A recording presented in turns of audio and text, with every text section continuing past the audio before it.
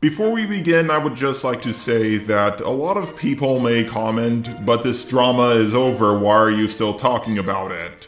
Well, I don't feel like it is. Peaches has apologized for what she did wrong and she lost over 15k subs, while other people who have done much more wrong to her still haven't apologized, such as Prismate Luke. CreepShow Art also got a lot of information wrong, and despite being called out by both me and Just Stop, she's just been ignoring the situation. It's amazing how angry people get at Peaches because they were led to believe that she was lying. But the people who actually lied about Peaches get little to no consequences. I can understand why you would make a video on Peaches if you were tricked or you were in the heat of the moment. But think about all the things she had to go through. Is it really so hard just to correct your mistakes? I see a lot of people comparing the Peaches drama to the Spoctor drama, and I disagree. Granted, Spoctor did go through a lot, but I would say Peaches went through even more. Spoctor was only being talked about by channels smaller than him, while Peaches was being talked about by a lot of channels bigger than her.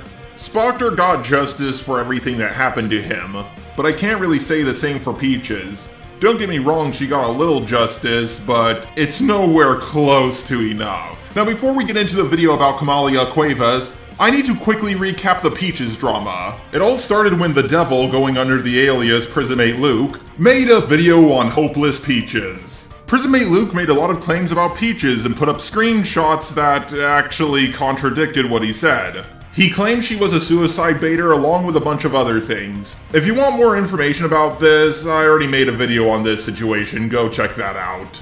A whole bunch, and I mean a whole bunch of people also started making videos on Hopeless Peaches. A lot of the information they had were either A, blatantly wrong, B, only somewhat true but twisted into being 6 times worse than it really was, or C, actually true but blown way out of proportion. But with all of that out of the way, let's talk about Camila Cuevas. So first of all, is it true that Hopeless Peaches made that Camino post?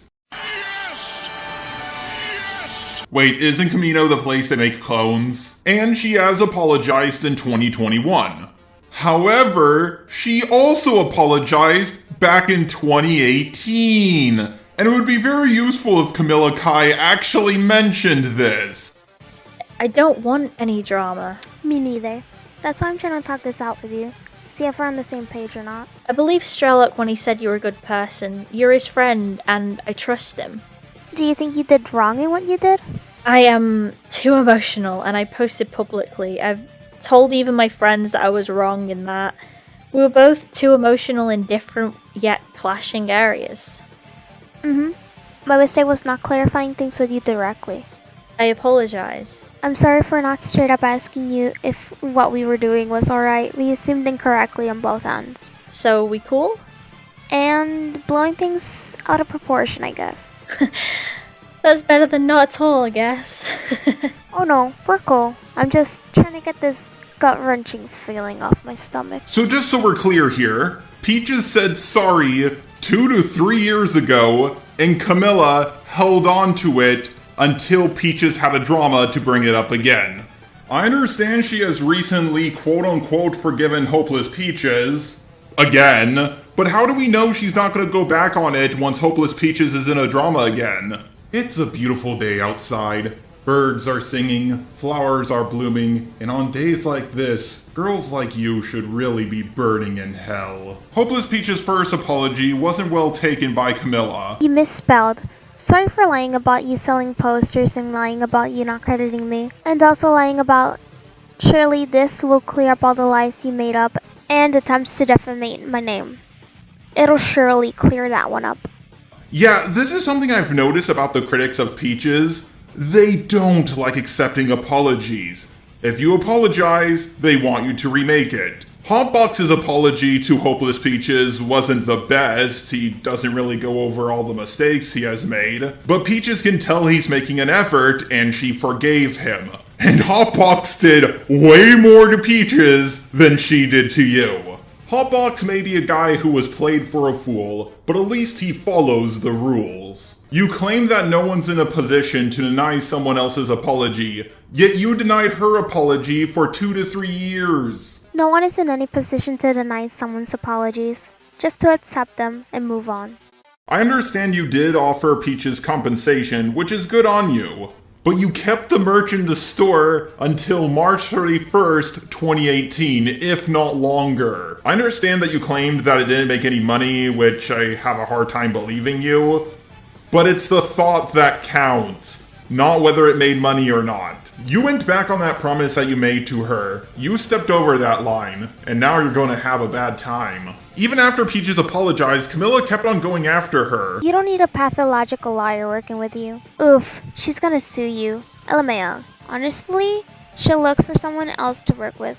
There are tons of better artists who are also good people. And this is something I've noticed about the critics of Hopeless Peaches. After someone apologizes, they keep talking about them, and if you speak up, they say you went back on your apology. Camila even compares Peaches' actions to murder. You sound like it. If a 17-year-old kid kills someone, he'll most likely go to jail. People won't go and give him a slap on the wrist like, whoops, you goofed. Don't do it again. Hell no. Want me to include the Nazi genocide or what? It's an analogy. Understand she's probably just trying to give an example, but holy shit, it's an extreme example! Camila, grow the fuck up, she was extremely small compared to you at the time. If a really small platform made a tiny post about me that almost no one saw, it wouldn't push me into the fucking hospital. Granted, I am a robot and I actually have to go to a mechanic instead of the hospital, but you get what I'm saying. Even after Spoctor's video came out, she kept on going. As with this screenshot, where she twists the wording to mean I want admin control of DMs, I don't understand the context of the situation, to malicious twisting of the situation, such as this screenshot where I'm mocking myself, as proven here, and she claims I'm bullying her. I know I said this 2 times already, but this is something I've noticed about the critics of Hopeless Peaches. They like to take the least charitable interpretation possible, or twist things to fit their narrative. Look where the evidence leads you. Don't try to twist it into fitting your narrative. Debunk her if you're able, but this evidence is clearly unstable. But Char, you're just repeating what a whole bunch of other people are saying. A lot of people already know about this information from Hopeless Peaches' video. Oh really? I'm repeating what everybody else is saying? Well, you didn't have a problem with it when everybody was saying the same thing over and over about Hopeless Peaches. The only reason why Hopeless Peaches made her post on Camila Cuevas is because one of her mods says she does this thing a lot. And again, Hopeless Peaches has already profusely apologized for her post, and it happened 2 to 3 years ago. Get over it. Now, unfortunately for Hopeless Peaches, I'm a fair guy, so I'm going to have to criticize her for one thing. You would send your moderators to tell me the only way you would leave me alone would be if I delete all my social media. Social media that I have to stress had no following. While those moderators did attack you, I don't know if she sent them after you. Granted, she probably said a lot of awful things, convincing them to go after you, but I don't know if Camila directly sent them to you.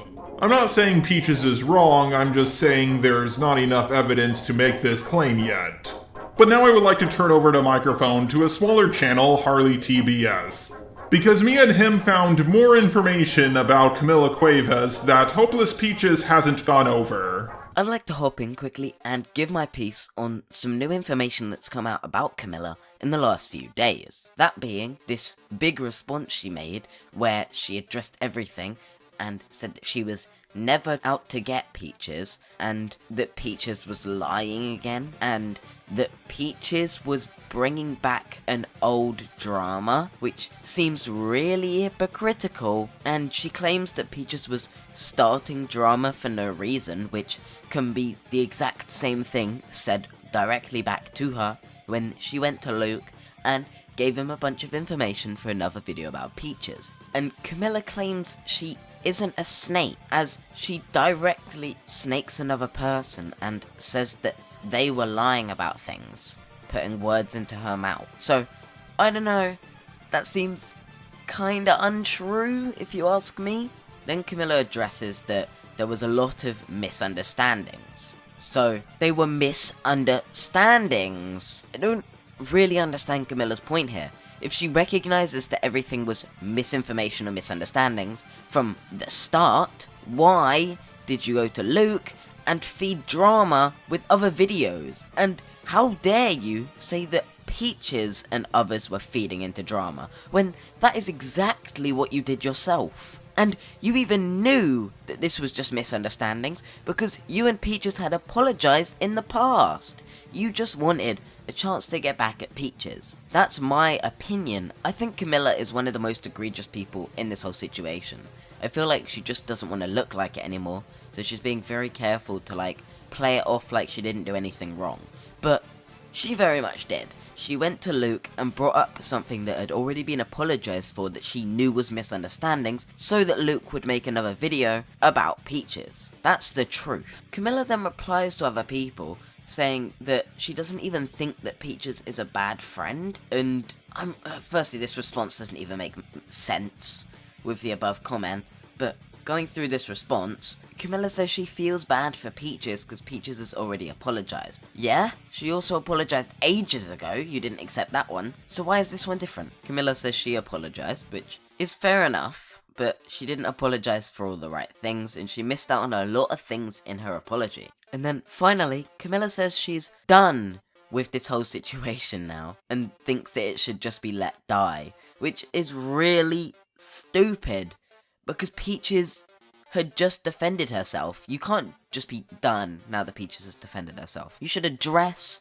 what people have said about you properly, not in some haphazard, ignorant way, where you're like, no, it's all misinformation, you guys are misunderstanding. We know it was a misunderstanding. You didn't. That's the criticism. Anyway, if you want to check out my channel, it's HarleyTBS. I think Joe will link me in the description. I appreciate you coming to watch my part, and yeah. Thanks, Harley. And now it's time for my ending thoughts on this whole video. What happened to Peaches was wrong. 2 months ago, that would have been an extremely controversial opinion.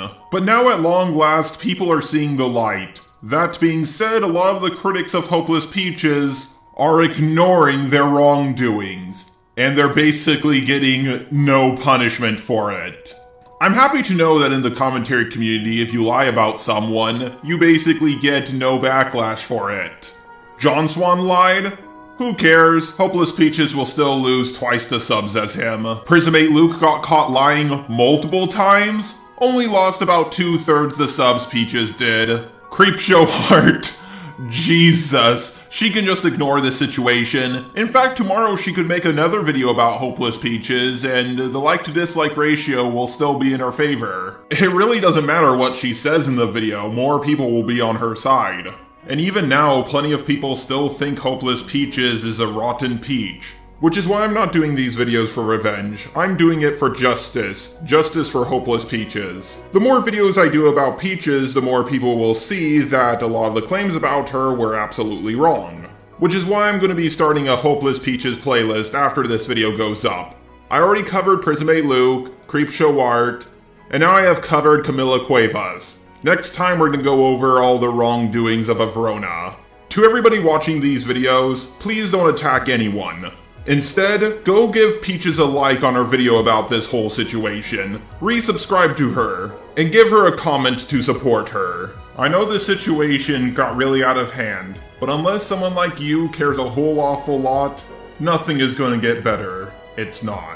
I would like to start off this video by giving a disclaimer. This is not my normal content. I'm not a predator hunter. I do not have the mental fortitude, nor the mental maturity to deal with topics like this on a daily basis. Hell, I've been even trying to move away from drama topics, but I decided to make an exception for this person, because I've talked about them before. Camila Cuevas. You might remember her from the Hopeless Peaches drama. If you don't know what the Hopeless Peaches drama is, well, I have a whole playlist all about it that I'll link down below. And the first video in the playlist is covering what Camila did to Peaches. But I want to make this clear, that was just drama. A massive drama, but still drama. The things I'm going to be talking about in this video are far too serious to just be called drama. So what is Camila Cuevas mostly well known for? Well, it's her series, Glitch Tale. A decently animated series based off the video game Undertale. You might have heard of it. Now, the Undertale community does have a problem with predators. I know. know, I'm just as shocked as you are. A fan base mostly full of children has a predator problem. The predator in question is Veer, Camilla's now ex-boyfriend, and a co-writer for Glitch Tale. While the situation is blowing up now, believe it or not, this was already covered by Crows of Judgment over 9 months ago. Holy shit. You can have a baby in that amount of time! But Crow's video wasn't the best, mainly because it wasn't done live, and he isn't that big, so very few people even heard about this. But after one of the victims of Veer, Crystal, released a long Twitter thread all about this, and made some of their own videos, the situation quickly blew up. Oranges made a video about this, Queen Sarah made a video about this, Harley TBS did a video about this, and Oranges released a second video basically at the same time as Harley did. In Harley's video, he gave a shout out to my first video on Camila, so I think I have to return the favor. So I'll link it down below, along with all the other videos I have mentioned. And all of these videos seem to be doing pretty well. Camila Cuevas may have been able to get out of the Hopeless Peaches situation, who also did an absolutely massive video on this situation, but I really don't think she's gonna get out of this one scot-free. But before I say anything more about Camila Cuevas, I think I should go over the groomer in question, and that is Veer. Now I understand that the word groomer is thrown around on the internet like it's candy. I want to be clear that this is not one of those instances of a 19-year-old dating a 17-year-old. Veer is currently 28, and he has allegedly been doing these actions since 2015, and most of the screenshots of his actions date back to 2019. And I want to make it clear that the minors were not 17-year-olds 5 days away from turning 18 or anything like that. They were as young as 16, 15, 14, and possibly even 13. Now I do understand that the age of consent in America can range from 16 to 18 depending on what state you live in, and most other countries have way lower ages of consent than America does. Now that being said, I don't care. And even then, in countries with low age of consent laws, they have other laws, like how in Japan the age of consent can range from 13 to 14. However, those who are above the age of 18 can't have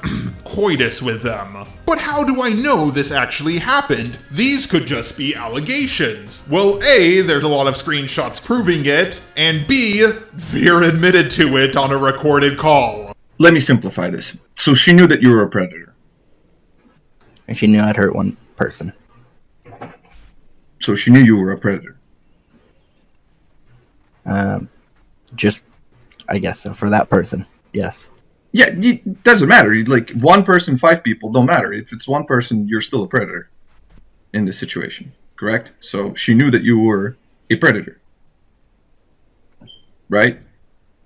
Doesn't matter what I say. Okay, that's weird. My point is that I think in any normal person's brain, once somebody's outed as a predator, the most normal reaction, like, you're not just a pedophile, you're a predator. You've crossed the line. A pedophile is somebody who just has these attractions, but they don't act upon them yet. You are the one who acted upon them and broke several laws, from what I'm understanding, right? So to me, right, if one of my fucking, not just ex-lover, if friends was somebody like that, you're fucking gone, dude. And the really sad thing is, he's not the only one. There are other predators in Camilla's server, such as Artie-chan, who by the way was a moderator in Camilla's Discord, as well as Simon, or as other people know him, Polite Viking, who was an admin for Camilla. Veer, Artie, and Simon have all since been banned. Thank God. And there's possibly even more, but currently we don't have any more proof for those.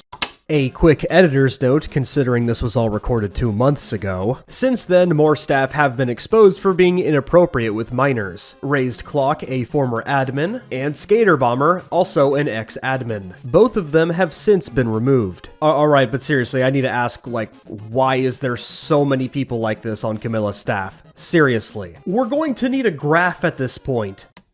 Yes, there is indeed a reason why Discord mods have this reputation. Now, a lot of you are probably thinking, what does this have to do with Camila? Yeah, it happened in her Discord, but according to her, she wasn't aware of this situation. Well, as I've established in a previous video, Camila's not exactly the most honest of people. Remember how I said the evidence of Veer's actions date back all the way to 2015? Well, that was the same year when Camila was made aware of his actions. Not only that, but Camila also normalized this predator's behavior. Camila greatly downplayed the actions of Veer, said that he changed and wouldn't do it again, and also said what's been done can't be undone. Basically saying, yeah, I know he groomed multiple minors, but it is what it is. But after people put enough pressure on Camila, she finally banned him. Wow, good on you, Camila, for doing the very basic act of kicking a predator from your Discord. I understand that might have been hard for you because they were your boyfriend. Well, you should have done the act sooner. At least you did it. So I guess we can end the video right here. Oh, hang on. There's a typo in my script.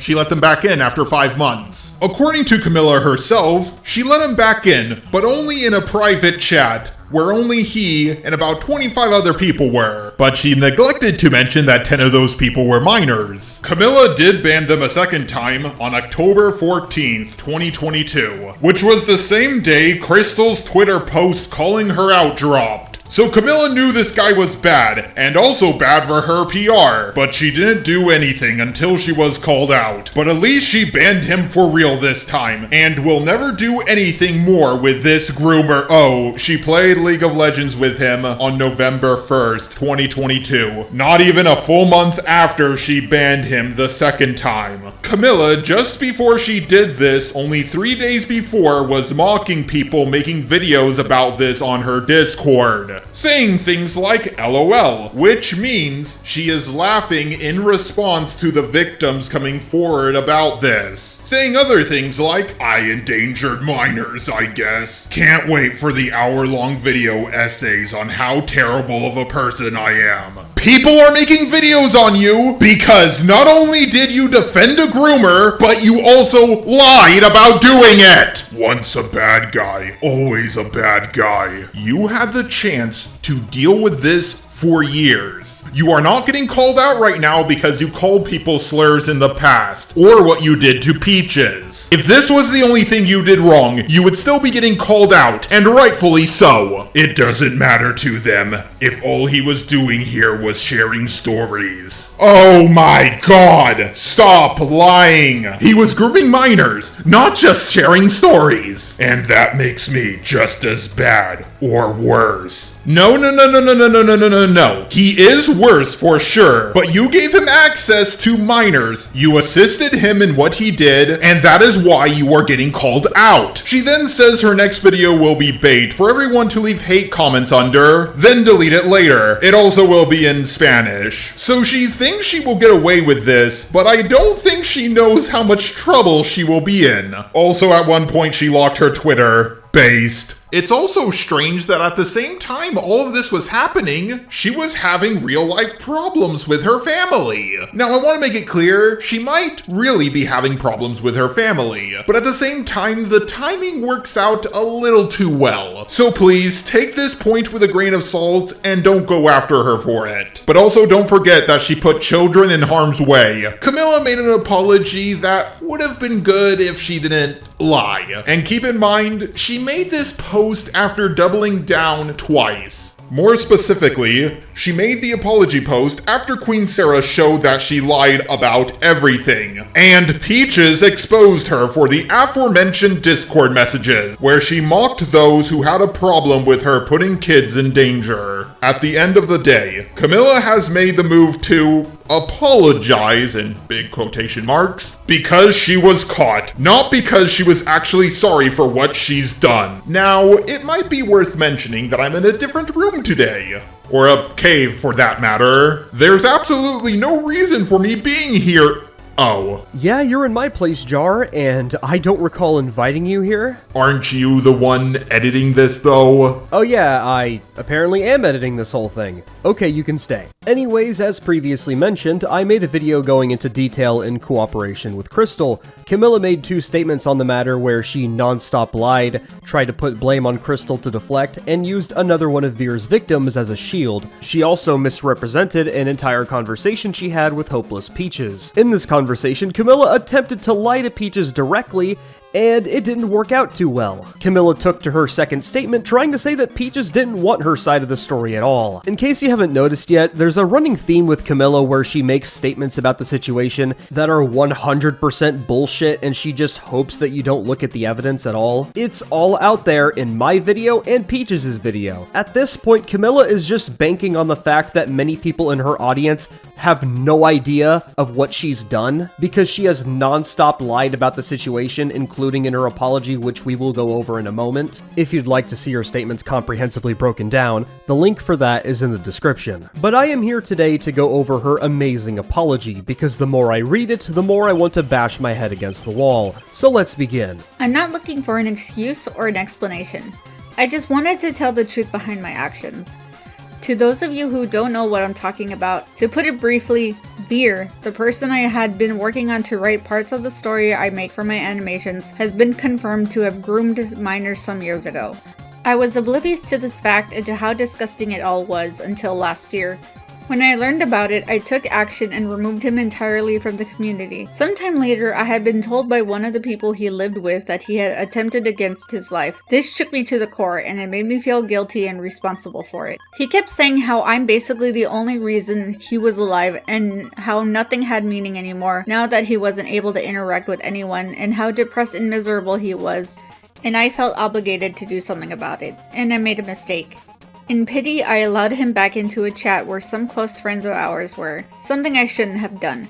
I know this made some of the victims feel like I didn't care about them, and I deeply apologize for that. I acted out of fear as I legitimately thought he'd go through with another attempt if I couldn't do something to help him feel better. At this point, I still thought he was a good friend I made him out to be. I allowed my emotions to get the best of me in my actions this year, and I have no excuse for it. There's a lot of issues that I have with this part here. The main problem being that Camila was aware years ago that Veer was a sick degenerate towards kids. Veer would talk in this chat that Camila was a part of about his wonderful fantasies around kids as young as 14 years old. People were thinking I was too harsh on Camila in my video, but I don't believe so. The reason why I believe people should be harsher on Camila is her non-stop lying and the fact that she refuses to address the specific evidence against her. She has acknowledged that these Skype chats occurred along with being aware of Veer's actions with people I will not name. Camila is not being open about this, and I don't understand why.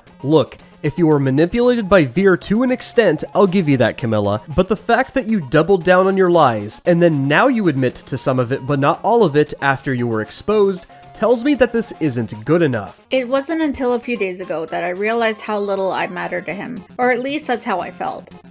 I thought that since he knew my mistakes stemmed from trying to help him, the situation would at least prompt him to come out and say the truth, that he's the one responsible for all these acts. He's been emotionally manipulating me and just hiding behind me so I'd receive all the bullets for him.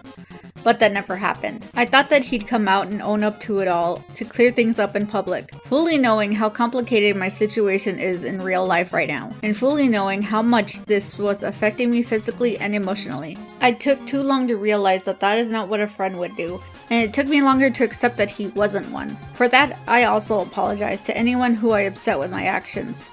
It was never my intention to hide this or shove it under the rug, much less enable it or allow it to happen. I was just scared for the life of someone who I thought was my best friend. I was frustrated and upset when videos started to come up and made me say things I shouldn't have said. Back when Crystal brought it up, I failed to grasp how serious the situation was, and it wasn't until a close friend of mine gave me more details about what had happened and I realized how disgusting his actions were. Despite everything that you claim here with being manipulated by Veer, you are an adult who made the conscious decision for years, not just this year as you've stated, to date and allow an offending pedophile in your circles. Camila, you did sweep it under the rug. You lied to the public and your young, impressionable audience twice, and you knew it. It took Peaches and I tearing into your lies to get you to speak up like this. Don't even try to say it wasn't your intention. It was. You knew exactly what you were doing, and the evidence is undeniable. I'm not looking for pity, just for a little understanding, in that I didn't intend to act ill-intended to anyone this year as a whole has been incredibly difficult for me in real life, and it has heavily affected my decision-making. I also find it hard to believe that you aren't looking for pity. You've gone on and on about how Veer manipulated you, when that is ultimately irrelevant to what you've done. You made the choice to lie to everyone. You made the choice to victim blame Crystal on numerous occasions. You made the choice to mock people who criticized you for endangering minors. This is your fault. You're throwing a pity party because you were caught. No amount of Veer manipulated me is going to change that. I made mistakes and they took me too long to realize for myself, putting others at risk. I'm just here to own up to them and properly apologize because I know that it means a lot to those affected by it. Even in more recent screenshots of a private chat I was having with my friends that were leaked where I made comments in poor taste out of frustration and trying to pretend I was doing it all for a friend that just wasn't there for me. These comments don't reflect my current intentions and I also apologize for them. As of now, Veer is no longer in my life, nor is he associated with me and my work anymore in any way. Now this, ladies and gentlemen, is my biggest problem with her apology. Notice how she continues to skirt a lot of the details here. It's almost like she doesn't want to admit to it all. Again, if you saw me break down her two previous statements on the matter, you'd know that there is a lot more to speak for here. For example, you could clarify everything that you lied about in your other statements, like how you misrepresented the entire conversation with Peaches to save your own ass. Once again, this is not good enough. Being this purposefully vague with your audience is unacceptable. But oh look, you mentioned the leaked screenshots from your chat. Hey Camila, could you tell your audience about what you said specifically, and the fact that your mind magically changed about everything once you were caught? It would be wonderful if Camila could just be honest for once. Either way, fuck this apology, and I hope everyone that feels sympathy for you in the comments will figure out the truth. Many people know what you've done. It's only a matter of time before more people figure it out. Either way, that's all I have to say on this matter, because Camila will continue to dig herself a hole because that's what she's been doing for the past 2 months. I would like to thank Jar for letting me come on and do my thing, because I've worked non-stop to help Crystal at every turn I could. And now I watch the floodgates open as people understand the truth about this whole shit show. Camila is someone who I quite frankly thought I would never talk about on my channel again. And honestly, I really was just thinking about skipping over this whole situation because a ton of other people have already talked about it. But a lot of them, not saying names here, treated the situation like it was just another drama video, and they seemed to really downplay Camila's actions and accept her apology. I understand a lot of them didn't have the full story, and neither did I. That's why I asked Queen Sarah to help me out with this video. But if you want to see a video from someone who does know the full story and shows all the context, then I highly recommend checking out Hopeless Peach's video. This video you're watching now is basically just an abridged version of it. And I do hope that this situation finally goes mainstream and some of the bigger commentators talk about it. Unfortunately, a lot of those bigger commentators have been cancelled, but that's a video for another time. Today, we will be going over Omnia. Had to tell you this in case you clicked on this video without reading the title, I guess. But before I do that, it would make the most sense if I introduced you to the person who will be joining me on this journey through commentary hell. The Virgil to my Dante, if you will. They should have been here by now, but they said their train is running late. Hey, Jar. Wait, who are you? I'm Lin. You know, that kid that clowned on Shannon with you that one time? Oh yeah! Wait, why are you so late? Yeah, sorry about that. My train got delayed to a nauseating level after someone tried to throw my credibility onto the track, only for me to throw theirs on instead. Well, that's cringe. Indeed. But you said that you wanted some help from an insider in relation to Omnia? Indeed. Alright then, boss. I'll let you take the reins first, and we can go in depth with some of my stuff in a bit. You start with a bit of context for this shitstorm. Where do we begin? Omnia can be best described as someone who has created a whirlpool of drama around themselves with countless people throughout their time, going against many people across the spectrum, people who were in the wrong, like CreepShow Art, Kai Weiss, and other people who weren't in the wrong as much, like Hopeless Peaches, and some that fall between, like Toby. Keep in mind, they're not solely responsible for any of these dramas at all. However, the fact that they keep showing up in the wrong place makes you think after a while. While it's not an issue on its own, it seems like it would be inevitable for someone who hung around people like these to have slipped up in a few ways, and unfortunately, that has in fact been the case. And that is why we nerds are here, to go into depth with some of the situations that Omnia has had direct involvement in. After all of these dramas, Omnia would get away relatively unscathed, but as these dramas started to mount up, people would start to look at them with more and more of a critical eye. Even though there were problems with Omnia from the beginning, that ended up being ignored by most of the audience. So let's start from the very beginning. Yeah, it's rewind time. From the situation that would thrust Omnia into the limelight as a commentator. A situation that involved an artist known by many names, but we will be referring to them as Dolly Guts. This was a situation where people were taking issue with how she portrayed her OC, which was loosely based off herself, but the problems people had with it in retrospect really weren't big deals. People were just making mountains out of molehills. This was a situation that was later covered by Pondersprocket in 2 videos that would go over the videos that started the situation. But the issue here would be the way that Omnia would lend their voice and their platform to some of the claims made against Dolly Guts, providing their voice and platform to takes that, to put it simply, don't really hold all too much water. The first of these would be how Dolly Guts presented their OC, known as Ash, to have a variety of mental disorders. Tirza assigns an array of mental illnesses onto Ash, including Asperger's, bipolar type schizoaffective disorder, borderline personality disorder, level 10 misophonia, dermatophagia, dermatillomania, body dysmorphia, suffering from memory loss, violent dissociative episodes, and a history of self-harm. But who cares? People with mental disorders fucking exist, and having a character that has them is not a problem. And even if they weren't portrayed in the most medical accurate way, proving it was done out of malice intent is what you would need to do. That is, if you wanted to hold it against someone. Not to mention how Dolly Guts had made it known that the Ash character was basically an autistic rendition of themselves, and to put it bluntly, it makes you come off as a bit of a gatekeeper to try to tell people what they can and can't do with their characters, especially when said character was one that was incredibly important to their artist. Another problem that Omnia seemed to have with Dolly Guts was how they portrayed Ash in a way that some could see as young. She said she was 12! And Ash was also a character who canonically worked as a escort. To with men for such compensation, which left them miserable. The second problematic thing about Ash is that Tirza continually depicts them as insanely small. I'm talking 4 feet 6 inches type of small. This is a claim that you would think is pretty cut and dry, right? Well, not really. That argument does have a pretty noticeable flaw, because the art style that depicts them is a little thing known as chibi art. You might have heard of it. A character having a sexual job doesn't mean drawing art of them in a way that depicts them as young or small is a problem. If that were the case, you would also need to argue against the idea that chibi art of characters like Lust from Fullmetal Alchemist Brotherhood or Veronica Mayday from Hell of a Boss are depictions of CP. To put it lightly, that idea is pretty stupid. Especially when you consider how the doll version of the character in question actually doesn't even have...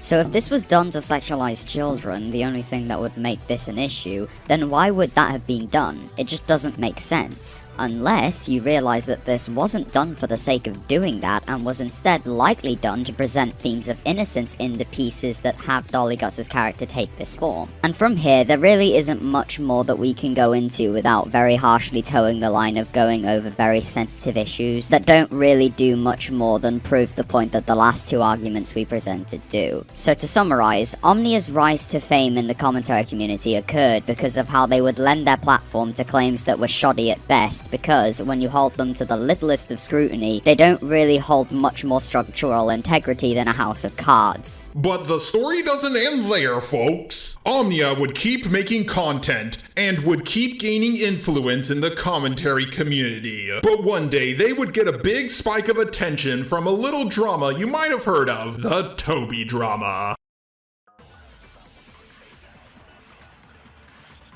Given how both Kai and Omnia were collaborating a lot in the situation we're about to cover here, it's hard to tell which of the two was most responsible for what was said. However, given how they could have raised the argument against a given statement if there was a disagreement between the two, you can't really pin all the blame for a given argument onto one party, given how this was a collaborative effort that we can with reason assume had a script, and even if it didn't, the invalid arguments could have just been cut, so that's beside the point.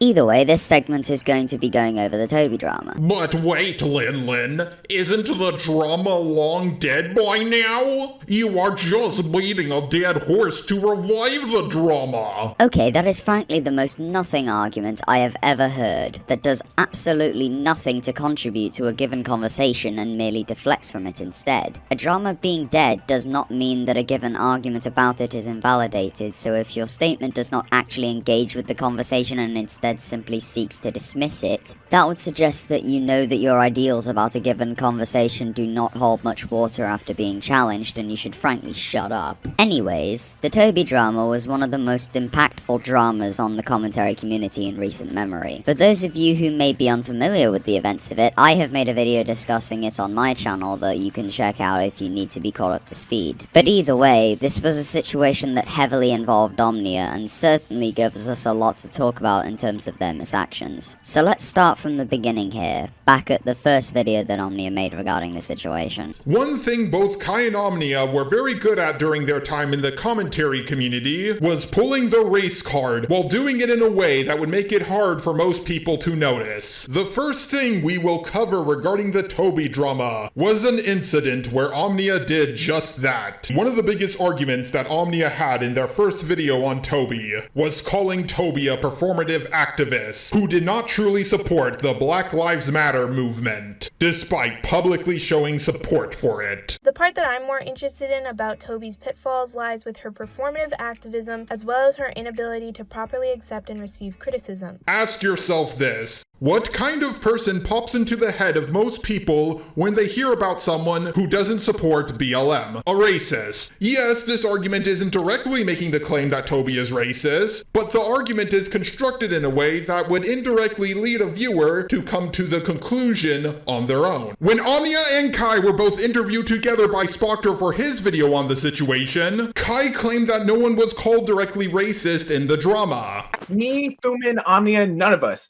at all ever said that anybody was racist. Yeah, no, never once did I call any of these people racist. Yeah, I can't say that she's a performative activist or anything. Her wording was poor. Like, that's it. While that may be true, they do not need to claim that anyone was racist in order to give the audience the idea that Toby was racist. You may be thinking, isn't racism a perfectly valid thing to call out? Yes, it is. Just as long as you are able to substantiate that the person you are calling racist is actually racist. Otherwise, you are setting the precedent that calling someone racist, or implying that someone is racist, I guess, without substantial evidence is okay. And frankly, setting a precedent that would turn false allegations into a weapon that is hard to counter is a very dangerous thing to do, but whatever. Because what was the evidence that Omnia decided to use to back up their claim? Toby supporting Shane Dawson. Shane has done some really terrible racist things over the course of his career on YouTube, which has mostly been written off as quote-unquote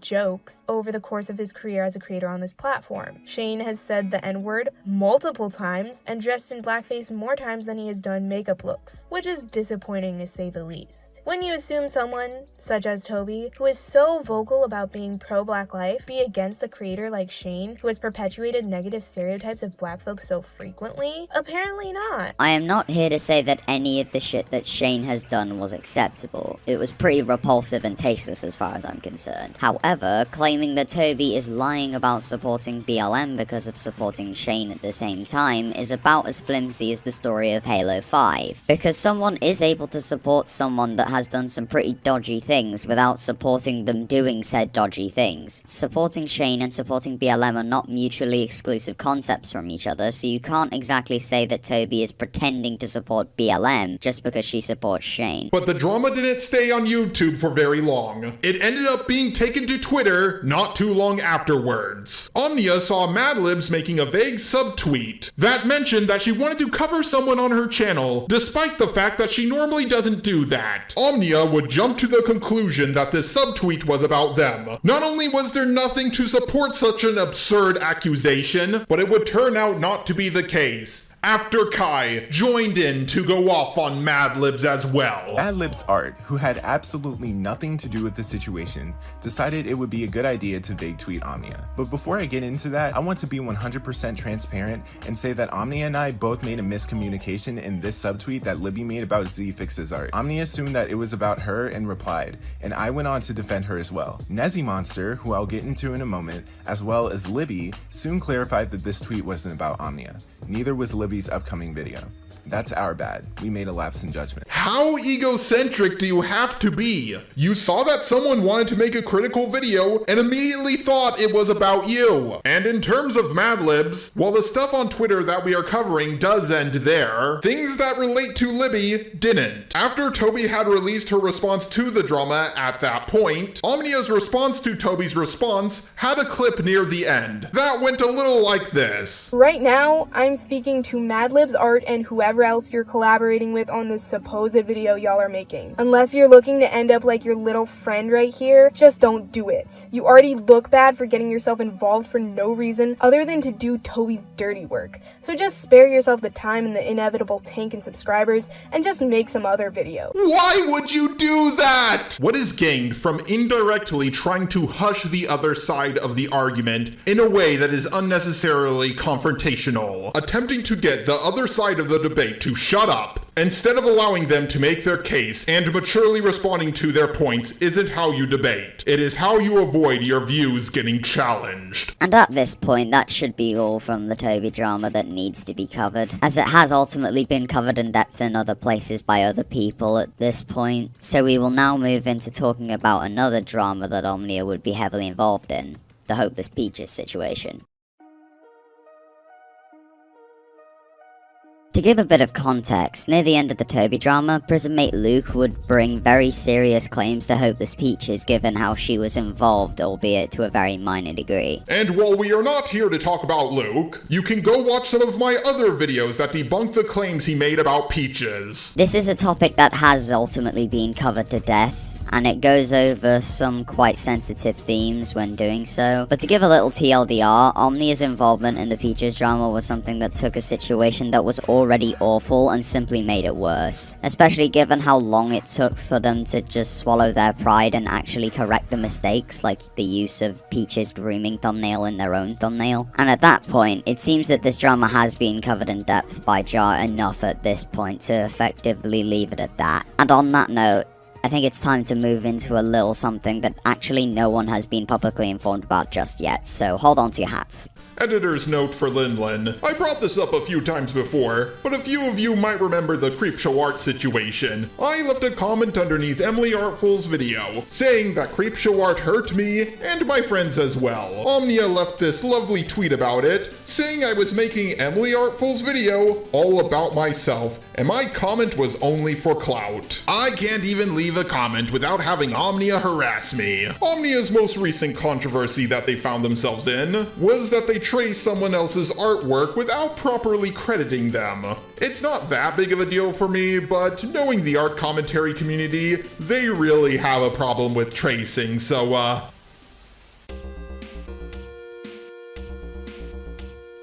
And this part is something that Lin wanted to cover on her own, as it is a situation that she was directly involved with. So you take it from here, Lin. I'll go get some propane or something, and you can have the floor. Cheers, Jar. So, this situation was one that personally opened my eyes in terms of how Omnia operates. For those who don't know, I had been friends with Omnia for a good while, and that had unfortunately come to an end a few months ago. Now, that on its own isn't an issue. People leave friends behind all the time, I get that. But the problem with it is that Omnia had relayed the list of reasons for this decision to a former friend of mine, and looking at them shows a lot about them if this is the reason that they have for cutting off a friend. Something that showcases that Omnia's attitudes in terms of disagreements with people are not something that they leave to YouTube alone, and is also causing them to want to never interact with a good friend ever again. Cue the list. Nia has their own reasons as to why they don't feel comfortable interacting with you. I'll try and explain the big ones. You hang out with people who have hurt Nia in the past, such as Peaches, Jar, and Harley, despite claiming to be their kid. They feel like you only use them for clout, like when you ask them to shout you out and to be named their successor. Some people in the server feel like you downplayed Jar's involvement in the Toby drama and never stated any of the criticisms to Nia's face. Your reply to the Thumin is vacationing in South Korea tweet was the straw that broke the camel's back. They felt like your reply was accusing them of something, like the tweet would somehow put Thumin's life in danger. Thumin is fine with the tweet, so Nia felt that that was a truly bizarre response from you, and decided that it would be better for them to not interact with you. So there is a hefty lot to unpack here, so let's take things point by point. Firstly, taking issue with the way that I considered Harley, Jar, and Peaches to be good friends. And I don't really have much more to say than the fact that I am allowed to be friends with someone who you have problems with, especially given how it is possible to be friends with someone without agreeing with them on everything ever. So I struggle to see why you should throw someone away like this just for liking someone you don't. It is possible to be friends with people who you don't agree with on everything, and the fact that I consider both Thumin and Jar friends should be evident to that. So the fact that Omnia sees that I like people that they don't, and they don't even try to ask me on what I agree with them on in terms of them, is bothersome. It frankly annoys me that this basic logic of a friendship has to be coming from the autistic kid with no friends and not the adult of the situation. But it bothers me that you see that I am friends with people who disagree with you, and not only do you see that as something that points to the idea that I was pretending to be your friend, but you never even asked me about what I agreed with these people on. So even if we do buy the idea that you are as much of a victim in relation to these people as you seem to think you are, that still doesn't account for the fact that you don't even care to communicate with me about what I agreed with Jar, Harley, and Peaches on. For all you knew at this point in the timeline, I could have disagreed with these people on everything that they had ever done relating to you. But you not only completely robbed me of the question, but you took the least charitable interpretation you could and seemed to have constructed a delusional image of who I am around that. And just to better illustrate the fact that this kind of thing is so beyond asinine, let's take this line of logic and turn it back on Omnia themselves for a second. Because if Omnia thinks that constructing an image of someone around the least charitable interpretation possible is okay, then how about we see where it leads us if we do that with them for a second? Because don't you think that it's pretty convenient that Omnia would cut me off not too long after I had effectively buried Kai 6 feet under? I suppose you kept me around for as long as you needed me until I had served my purpose and took your ex down for you. Not to mention that Omnia was the one to provide me with the Discord tag I needed to be able to reach out to prison mate Luke for my video about him, which could suggest that these two are or were friends to some degree. And to follow Omnia's logic that you need to agree with everything that someone does in order to be friends with someone, that would suggest that Omnia would agree with a lot of the actions taken by Luke that are outlined in the videos that me, Jar, and countless others have made about him up until this point. Now, do I think that all of this is the reality?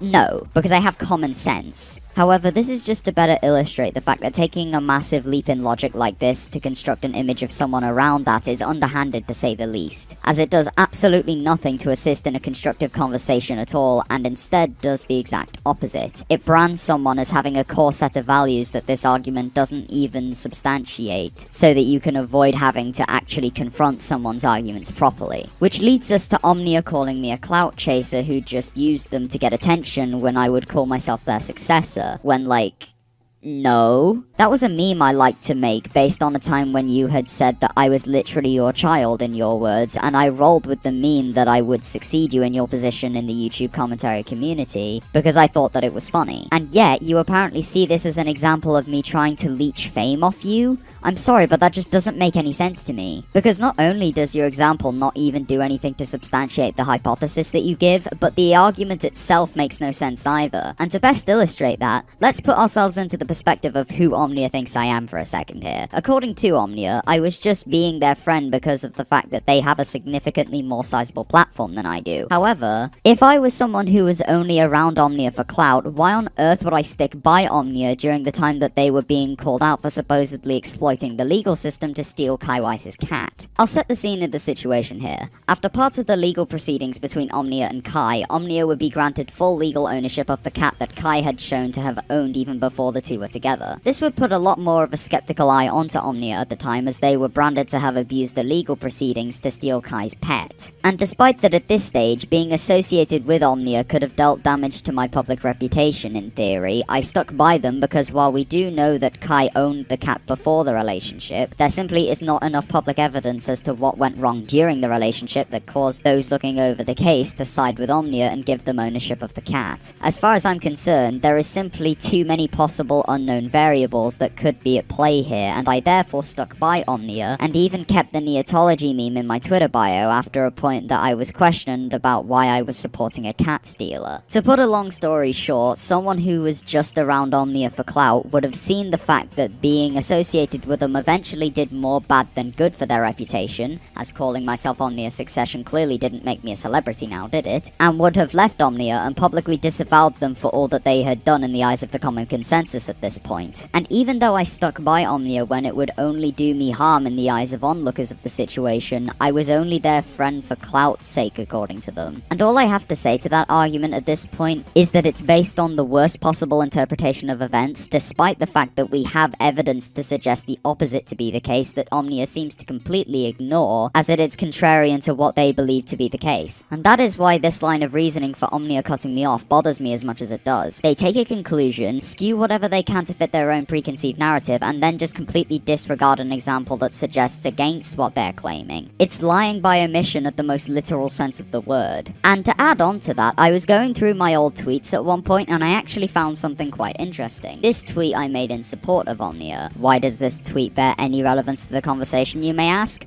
Well, because of the date that the tweet had been made. Given that it's Omnia's claim that I was friends with them just for the sake of clout, that would only make sense if I was also bigging up Omnia publicly as well. After all, how are you supposed to get clout off of a private friendship? However, the earliest instance of supporting Omnia on my Twitter that I could find was released on the 28th of September 2021. A date that, for those of you who don't know, was before I even had my YouTube channel. So honestly, it really bugs me for Omnia to claim that I was only being friends with them for clout when supporting them publicly, the part of that relationship that actually could impact my standings online, was something that I did even before I had a platform to utilize said clout. And not only that, but this would have shown me all the way back in September of 2021 that supporting someone alone doesn't make a fan base, so why would I keep doing that all the way into 2022? Well, I'll tell you. It's because this interpretation is so frankly beyond ridiculous that using it to cut someone off who you considered a friend doesn't make much sense.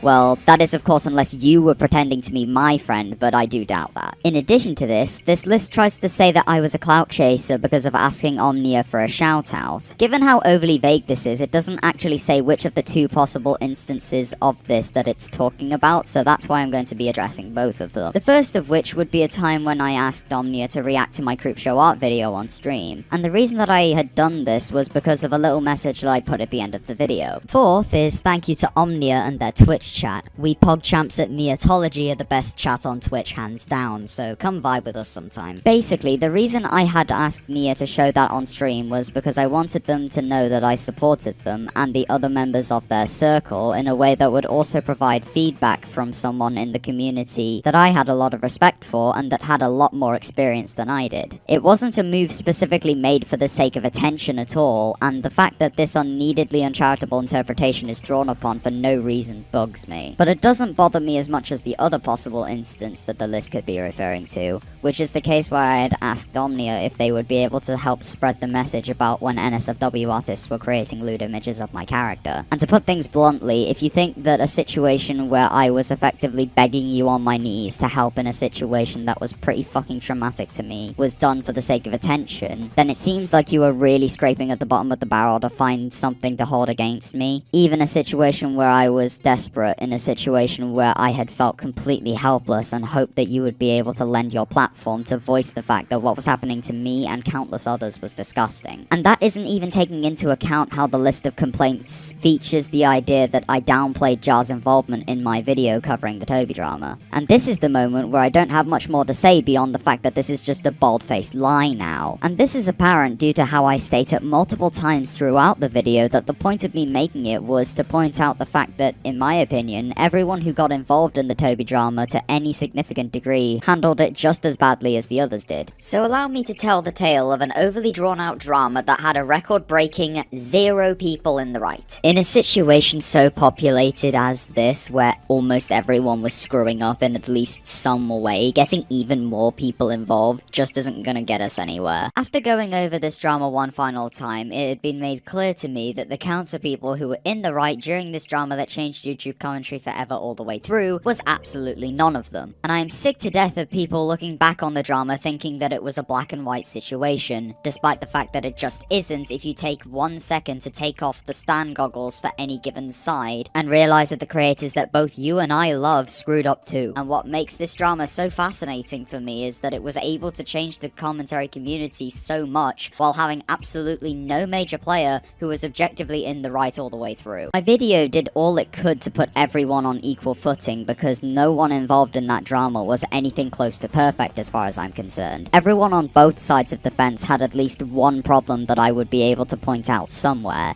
Even the individuals that ended up being removed from the final cut of the video to eliminate me repeating myself, like Prismate Luke and Norny. TLDR, to say that I was downplaying the involvement of anyone in that video, Jar or otherwise, is nothing short of dishonest. As in order to make such an argument work, you would need to go out of your way to ignore what the point of the video existing is, and I struggle to see why you would do that if you were coming to my video to look at it objectively, like the mature adult that you have no excuse not to be, and I really thought you were, Omnia. Then we get to mentioning that I didn't mention the points in my Toby video to Omnia's face. And while this point is certainly the strongest one, it is also pretty flawed when you consider how old the Toby drama is at this point. Given how my video was more focused on serving as a documentary piece of sorts, the points in my video, especially the ones that were brought to Omnia, were points that I have a hard time believing that they haven't heard before. I can see where you're coming from in the sense that I could have mentioned these points directly to you beforehand, but at the end of the day, I have a hard time seeing what kind of constructive conversation that it would lead to, given how they were arguments that I highly doubt that you hadn't already made up your mind on if you agree with them or not. And before anyone wants to say that the message containing these complaints words it as people in the server think for these 2 points, while that is the case, that doesn't make mentioning it invalid for 2 reasons. Firstly, if you want to cut someone off because of what other people think about them, then you clearly don't seem to value that person all that much at all, do you? And secondly, following the ideal that Omnia needs to have in order to make cutting me off because of what my friends think a valid argument, that would suggest that either Omnia agrees with the server on these points, or they are only around them for clout, which is a pretty dumb argument, so long story short, you don't get to pick and choose instead of sticking to your principles. And finally reaching the end of the list with the points regarding a tweet Thuman made about being in South Korea on holiday. At this point, I must say that my recollection of events is pretty shaky here because the original tweet in question has since been taken down, and I wasn't able to find it anywhere. But to put a long story short, that was a tweet that Thuman had made about being on holiday in South Korea, and I had replied to it rather confused because I didn't know what was going on at the time, and I was probably reading the tweet wrong as well, knowing me. Basically, my reply wasn't accusing anyone of anything at all, and claiming that this was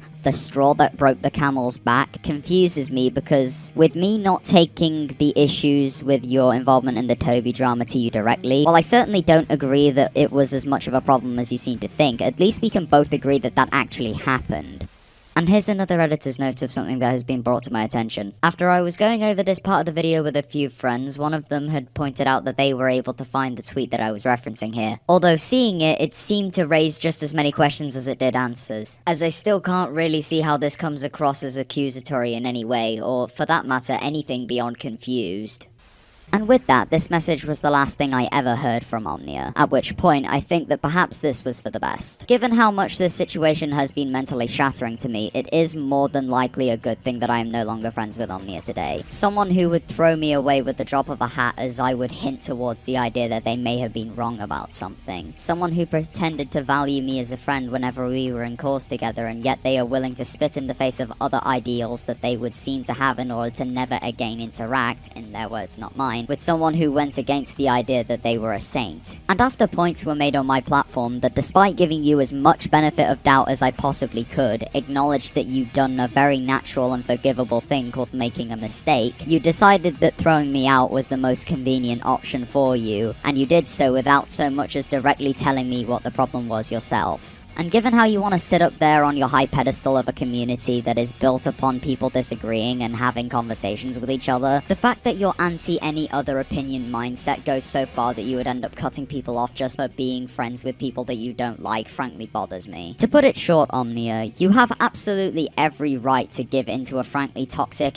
if you aren't with me then you're my enemy mindset, as you have every right to indulge yourself in a circle of people who don't challenge a single thing that you say or do in that circle that the message mentioned. But if you are the type of person who built a preconceived narrative about me being friends with you just to take advantage of you, outright ignore the purpose of something I did in order to twist it into something that it just isn't, then I have one thing left to ask of you. Do me a favor and never let me see you again. After how much I valued you as a friend for the way that you had provided me with a circle that accepted me when I felt like the world was out to get me, and then tossed me away as soon as I tried to do the right thing for you as a friend and point out where I thought that you could learn and grow as a person, instead of burying my head in the sand for you, then the best thing that I think that you can do for the both of us is to stay out of my life for the foreseeable future. Alright, I'm back. The line was pretty long, and they didn't even have the propane I like anyways. Oh, thank God you're back. Just finished up here either way. Ready to wrap this up then? Let's do it. I've had just about enough as it is, and I think we have just about run out of content now. After going over all of this, a pattern became clear. Omnia seems to have quite the issue with the people who take a stance they don't like on almost anything. Situations involving them have been actively inhibited from being constructive conversations about something due to this tendency almost from the beginning. And that is why viewing situations regarding them with a more critical eye would appear to be a crucial thing we should do moving forward. We aren't saying to go send any hatred towards them or anything like that, but given how things have been regarding them in the past, holding claims they make to more scrutiny than is often done in the community simply needs to be done at this point. While making mistakes in this community is not something that I am trying to hold against them to death, it certainly has passed the point that once is an event, twice is a coincidence, and 3 times is a pattern. I've been in a lot of dramas before, but out of all of the ones I've been in, this one certainly has the most ups and downs. And it's been going on for half a year, Jesus Christ. But before we go any further, I just want to ask all of you guys to please not attack anyone mentioned in this video. If you're going to comment on any of the videos I cover, please at least keep it constructive. The good news is the drama does seem to be cooling off a lot. Now videos being made about the subject only get a fraction of the views that they used to get. Which, in all honesty, I think is a good thing. It's a lot easier to know what's going on when less people are involved.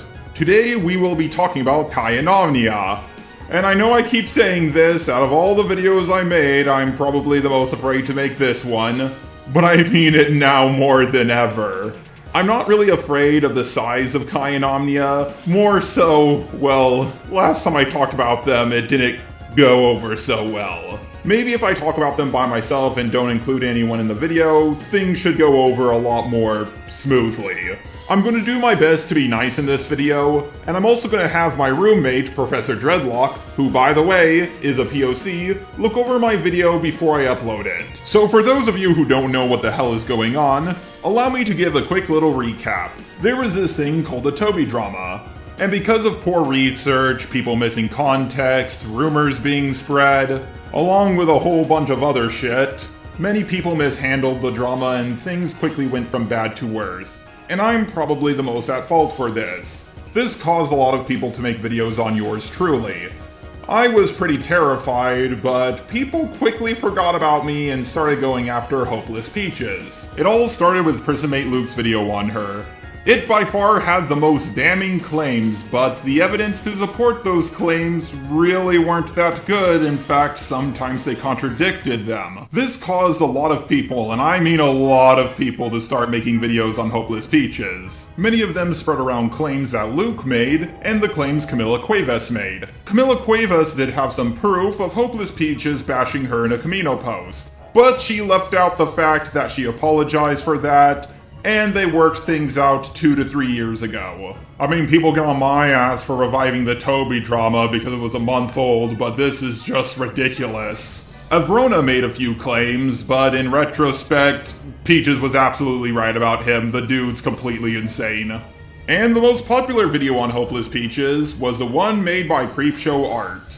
She spread around a few of the false claims made up about Hopeless Peaches, and she had a few unique claims of her own. But to this day, she really doesn't have a whole lot of evidence to, prove them. If you want more information about all of this, I have a Hopeless Peaches playlist where I went over CreepShow Art, Prismate Luke, Camila Cuevas, and Avrona. But now we come to the last two. The end of the big five. Or 6, I guess. Kai and Omnia. Out of all the people being covered in the Hopeless Peaches drama, they have so far received the least amount of criticism. The main thing Omnia has received criticism for was her use of Hopeless Peaches' grooming video in her second thumbnail about Hopeless Peaches. I think I recapped everything pretty good. With everything out of the way, let's dive right into Omnia's apology video. Before I watched her apology, a lot of people told me it wasn't very good, that she was playing the victim, pushing the blame off onto others, making excuses, and many other things. But after watching it 3 times over, I think it's pretty good. She avoids the sigh at the beginning, she doesn't say "I'm sorry but," and she takes full responsibility for what she did. I really don't have that much of a problem with it. Unfortunately, I cannot accept her apology on behalf of Peaches because the apology, well, it's to Peaches and it's not to me. 1. I do not agree with Prismate Luke's claim that Hopeless Peaches is a suicide baiter, and Hopeless Peaches, from what I understand, knows as much and has stated as much in her recent response video. I can only see her seeing me coming to Luke as an issue if she agreed with Luke's claims of me faking my suicide in the first place, which as far as I know, she doesn't agree with. Although I stated this in my first video on Peaches, and although she did apologize to me and Kai, she decided to go back on her word 2 days later and try to paint Prismate Luke as this guy who stalks her every move and wants her to off herself. It's disgusting and deplorable. You can't apologize to Kai and I, then immediately make the same mistake or similar mistakes with someone else. And commented this on Luke's first video on Peaches. I want to clarify that I was ill-informed at the time and wanted to make clear that I currently do not believe Luke's claims hold any weight. Good on you, Omnia. I'm happy you made that clear. A lot of people can be misinformed on a situation. I know I certainly was with you two. I also heard that Prismate Luke might be making an apology to Peaches himself. Don't know if that's true or not, that's just what I've heard. So CreepShow Art, you're the only one we're waiting on. I should not have used Luke's experiences with Peaches to justify my own unwillingness to accept her apology. Despite that, I still do not accept Peaches' apology in regards to the Toby situation, and the reasons behind why that is will be revealed later within this video. I can't really speak for Omnia or Hopeless Peaches, but I really wish they would set aside their differences and forgive one another. Saying sorry is hard, but forgiving someone can be just hard, if not harder. I'm a pretty forgiving guy unless someone, sleeps with my girlfriend or whatever. I'm not gonna have too much of a problem with them. I genuinely think both Omnia and Hopeless Peaches just made a few mistakes. As Mr. Miyagi said, having no forgiveness in your heart is a fate worse than death. But if neither of them want to forgive the other, well, I can't force them. Let me clarify something really briefly. The beginning of this year has not been smooth sailing for me. On New Year's Day, I was actually experiencing a lot of personal issues, mostly having to do with personal relationships with both my in-real-life friends as well as my online friends. Now here's where some people thought she was making an excuse, and I disagree. I think it's totally in the realms of possibility that she was having real-life problems. A lot of people have been having a rough time because of the pandemic. I was having some IRL problems myself during the Toby drama, and when I brought that up, a lot of people downplayed the problems I was having IRL and said I was making an excuse. So I'm not going to do the same thing to Omnia here. Omnia, your coverage of the Peaches situation was interesting, and I genuinely don't have the time to speak on your videos. The one thing I will speak on, however, is something I've already mentioned to you publicly in the past, to which you responded with a "someone else did it, so it's okay if I do" argument. Like, if someone else jumped off the cliff, you'd do the exact same thing. You used Peach's thumbnail from her grooming video for your thumbnail, which either indirectly or directly has sent her hate from people who looked at said thumbnail and proceeded to put scrutiny on the truth of her grooming video. And you still haven't denounced said beliefs. You should change this thumbnail. It's firstly very disrespectful to use a thumbnail from such a traumatizing video for your own video, but secondly, you know the harm it's causing and don't care. This seems very disingenuous and malicious, and I'd appreciate if you changed it.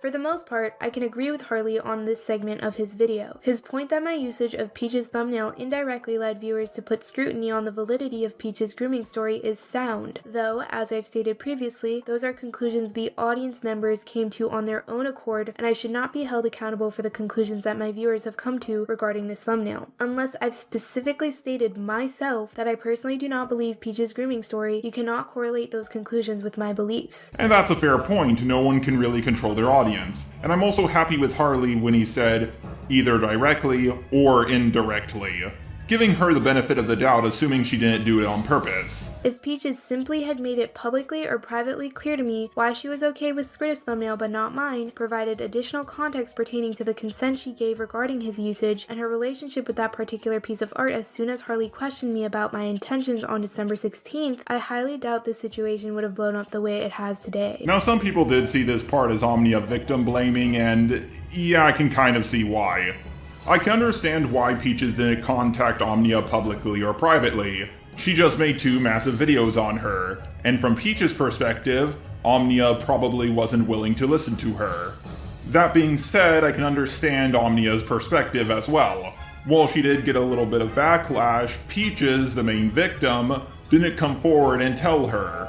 In all honesty, I would have probably done the same thing if I was in her shoes. It's not my art at the end of the day, so I really have no right to object to that. I simply needed her to communicate at least that. If she had simply just made it publicly or privately clear to me like, hey, I would appreciate it if you didn't use my art in my thumbnail, then that would have been the end of it. No communication was had, and that's where the problem lies. You cannot get upset at me for not doing something you never even indicated you wanted in the first place. Okay, I'm willing to give you the benefit of the doubt, Omnia, and assume this was just bad wording on your part, but this does come across as a bit victim-blamey. I'm sure you just made a mistake. I'm willing to give you the benefit of the doubt. But people can still get mad at you for making a mistake. I'm one of those people who get more mad at someone if they intentionally break a $50 vase than if they accidentally knock over a $500 vase. But I still have the right to be mad at them if they made a mistake. And from Peach's perspective, maybe she thought you weren't willing to change it because other people already talked to you about changing it. So maybe from her perspective, she thought to herself, well, if she's not going to listen to them, then she's not going to listen to me either. Omnia goes on to explain that Hopeless Peaches did later talk about Omnia's use of the thumbnail on Twitter, but she was blocked. She does claim that Hopeless Peaches blocked her the same day she made the post, but I don't know if it's true for sure because, well, there's no dates given of the blocking. It is certainly possible that Hopeless Peaches could have blocked her before, but I don't know for sure. I didn't mean to hurt you with my thumbnail use, and I'm sorry that I did that. I simply did not receive any clarification directly from you detailing your consent, comfort, or distaste with my thumbnail, and I had acted foolishly. But you cannot discount or invalidate my extremely well-founded, well-documented negative experiences with you because certain audience members came to the conclusion that you lied about your grooming story on their own volition. Now, some people think that Omnia used Hopeless Peach's grooming video for her thumbnail to intentionally send people after her. But the fact of the matter is, we don't know for sure, and I'm willing to give her the benefit of the doubt.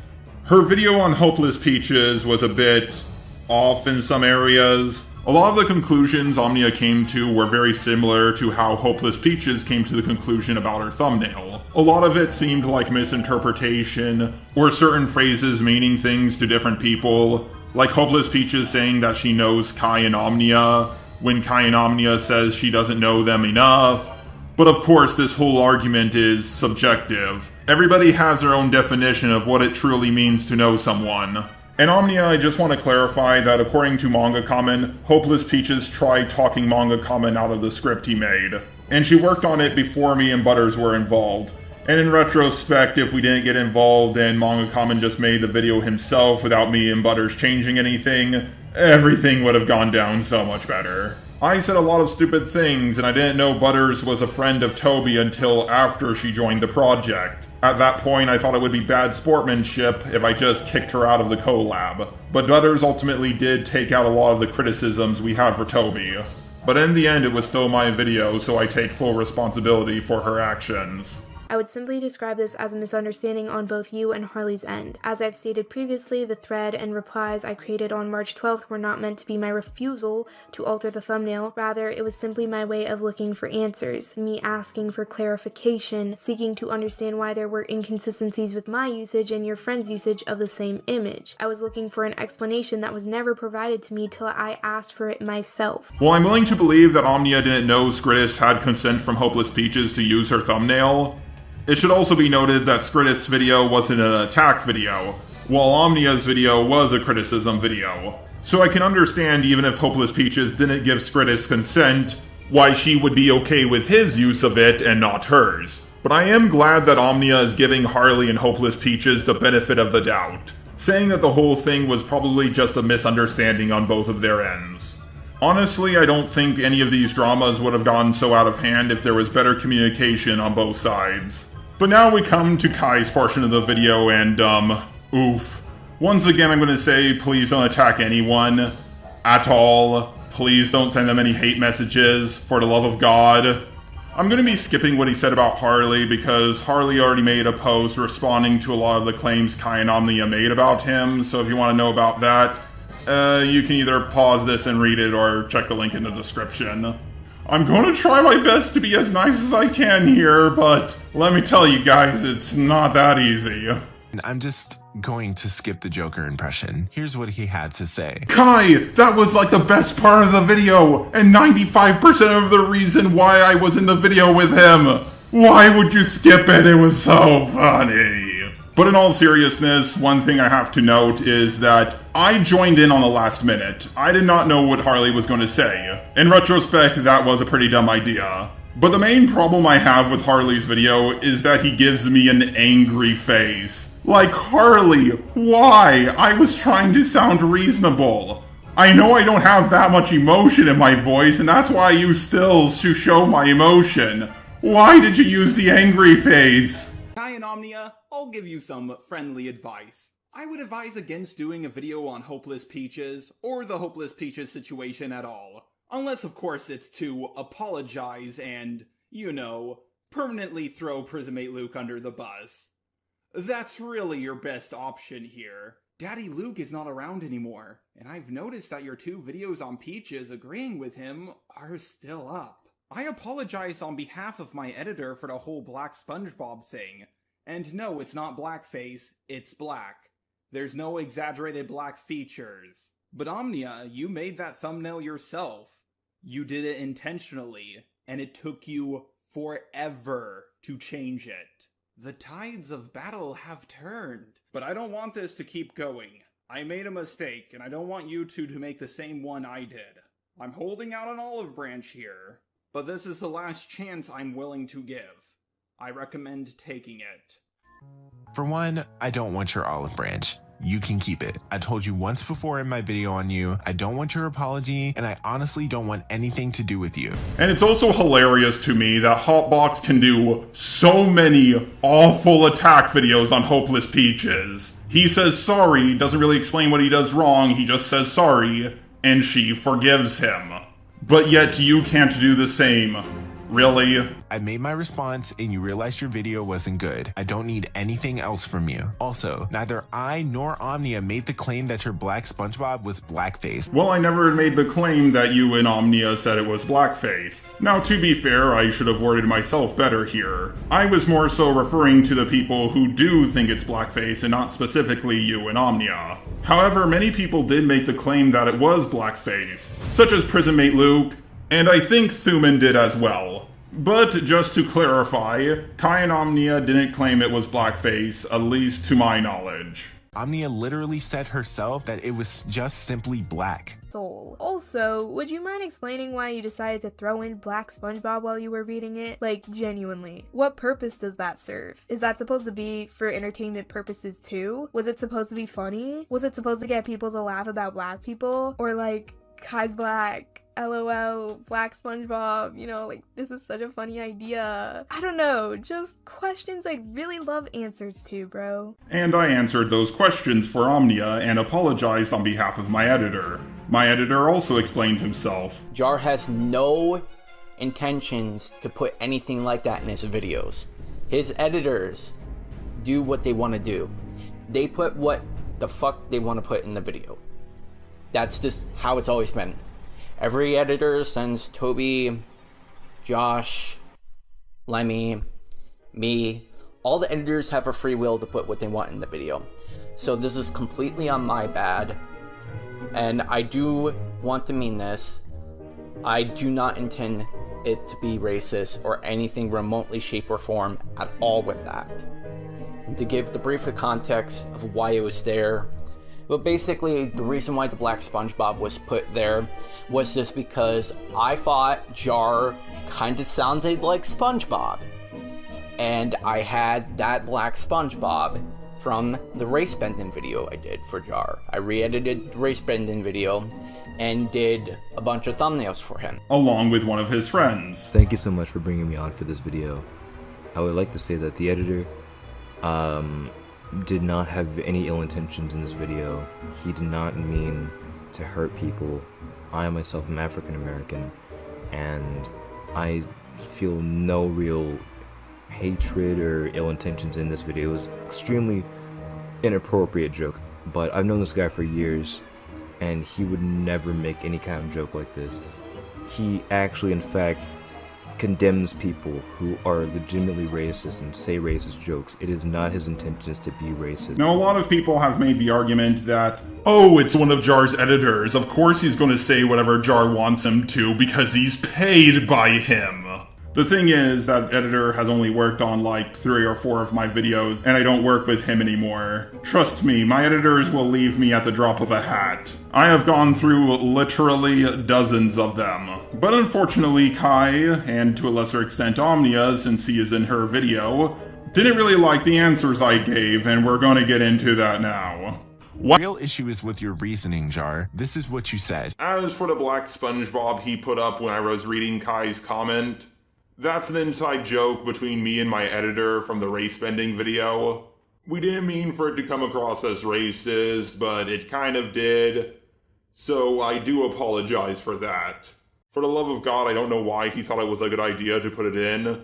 But if I asked him to take it out, then the video would have taken even longer to upload, so I was kind of screwed either way. You made an inside joke about race bending, which is something that black folks use to create a space for other black artists to reimagine their favorite characters to look like them in a medium where black representation is little to none. Wow, okay, wow, there's a lot to unpack here. First of all, Kai, for someone who complained about Harley speculating about the video you and Omnia were gonna make, you certainly did a lot of speculation with me saying it's an inside joke. Now that's what my editor told me to say. It was an inside joke. What was the inside joke to him? Well, he put it in a thumbnail one time. Hilarious, I know, right? I don't see the attempt at humor either. The dude does have autism, and a common trait of autism is finding things funny that no one else does. He also tried explaining to me that he thought the inside joke was that I kind of sounded like SpongeBob, which I completely disagree with. But personally, what I thought the inside joke was when he made the thumbnail for me, Black SpongeBob as a race bent doesn't really work because, well, SpongeBob is not any race, he's a fucking sponge. And if we actually put it in the thumbnail, it could have been taken the wrong way. And I thought that's what the inside joke was. You joking about something like that is an issue. Making SpongeBob black to what? Make fun of black artists and cosplayers that create beautiful works like this to gain representation in their own way? No, Kai! No, please, no, don't show me that! Race bending should be illegal, it just offends me so much. But in all seriousness, neither me nor my editor made this Black SpongeBob. Now, in case I mistranslated Kai and he was talking about making the joke and not making the Black SpongeBob image, he doesn't even know what the inside joke is, and no, it was not to make fun of black people wanting to race bend characters. The fact that you jumped to that conclusion is just bizarre to me. I would really like to know how you came to this conclusion. Kai, I said in my race bending video that race bending can work with characters like Miles Morales. Now, race bending can sometimes work, like with Miles Morales. But sometimes it doesn't work when they just race bend background characters for no reason in particular. Just so the production company can say, oh, look how progressive we are. They only race bent the background characters! They're not doing anything!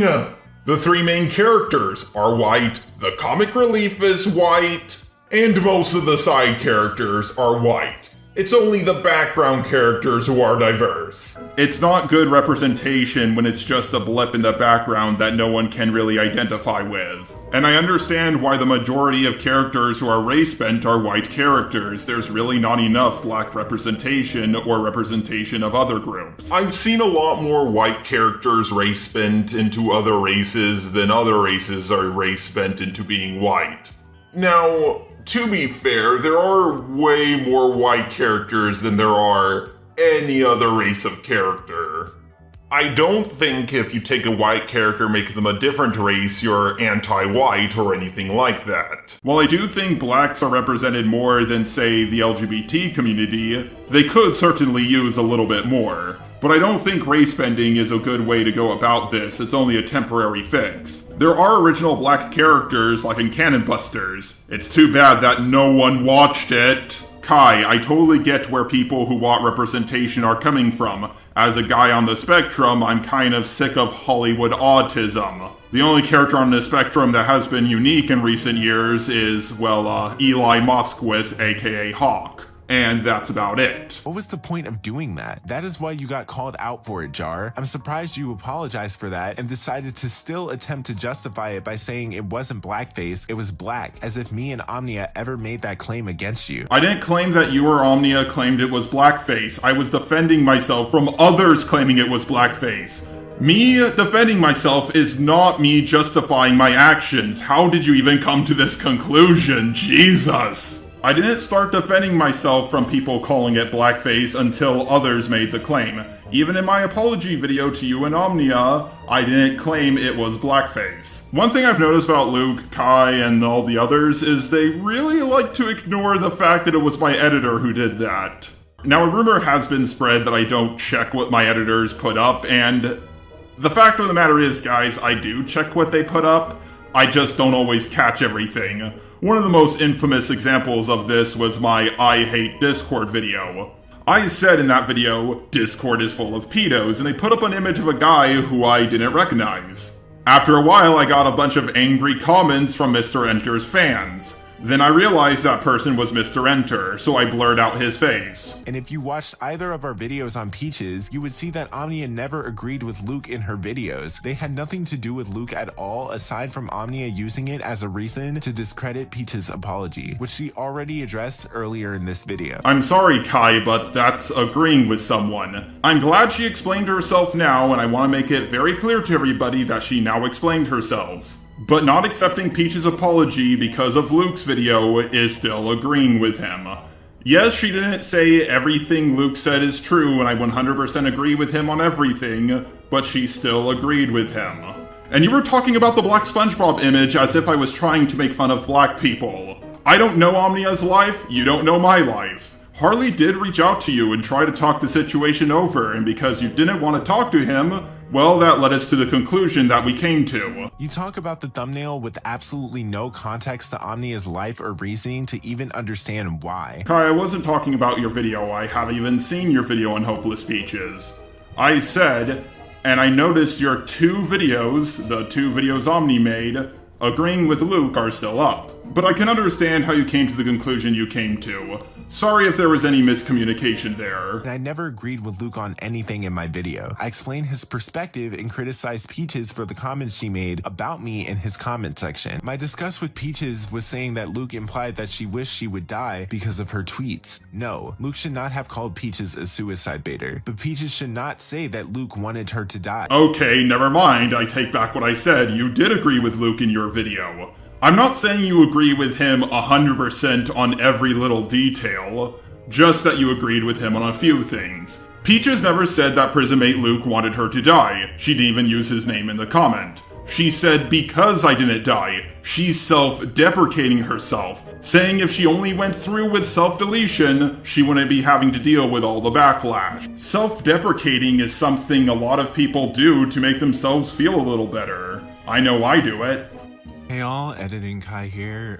There's one more thing that I would like to mention at this point in the video, and that is this screenshot from Jar where he comments on Spockter's video regarding Peach's thumbnail and compares Peaches to a rabbit, asking why she looks like a rabbit in the thumbnail, even though that's a still from Peach's groomer story. Okay, here's something that's very odd to me. The point I just explained of the whole self-deprecating thing, Spockter explained this in his video.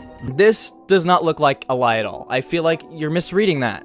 Consider the context of what I exclaimed earlier, Luke. Context you probably failed to understand. Say for instance, Hopeless Peaches legitimately intended on committing suicide the day she tweeted what she did. Then she was later talked down from it by a friend, and she comes back to social media to find that she, quote unquote, because she didn't die, she's being assumed as a baiter of suicide. Considering her track record of mental dysfunction, I think it's unfair to assume that she wasn't at the very least considering the act. The very video he got this comment from. Maybe Kai just checked the comments but didn't watch the video, which just seems a little odd to me. And while I was working on my Evrona video, after getting Peach's section for that video and just hearing how upset she was over her grooming video being used against her, I felt bad and I apologized to her in private. She wasn't really bothered by it and she did accept my apology.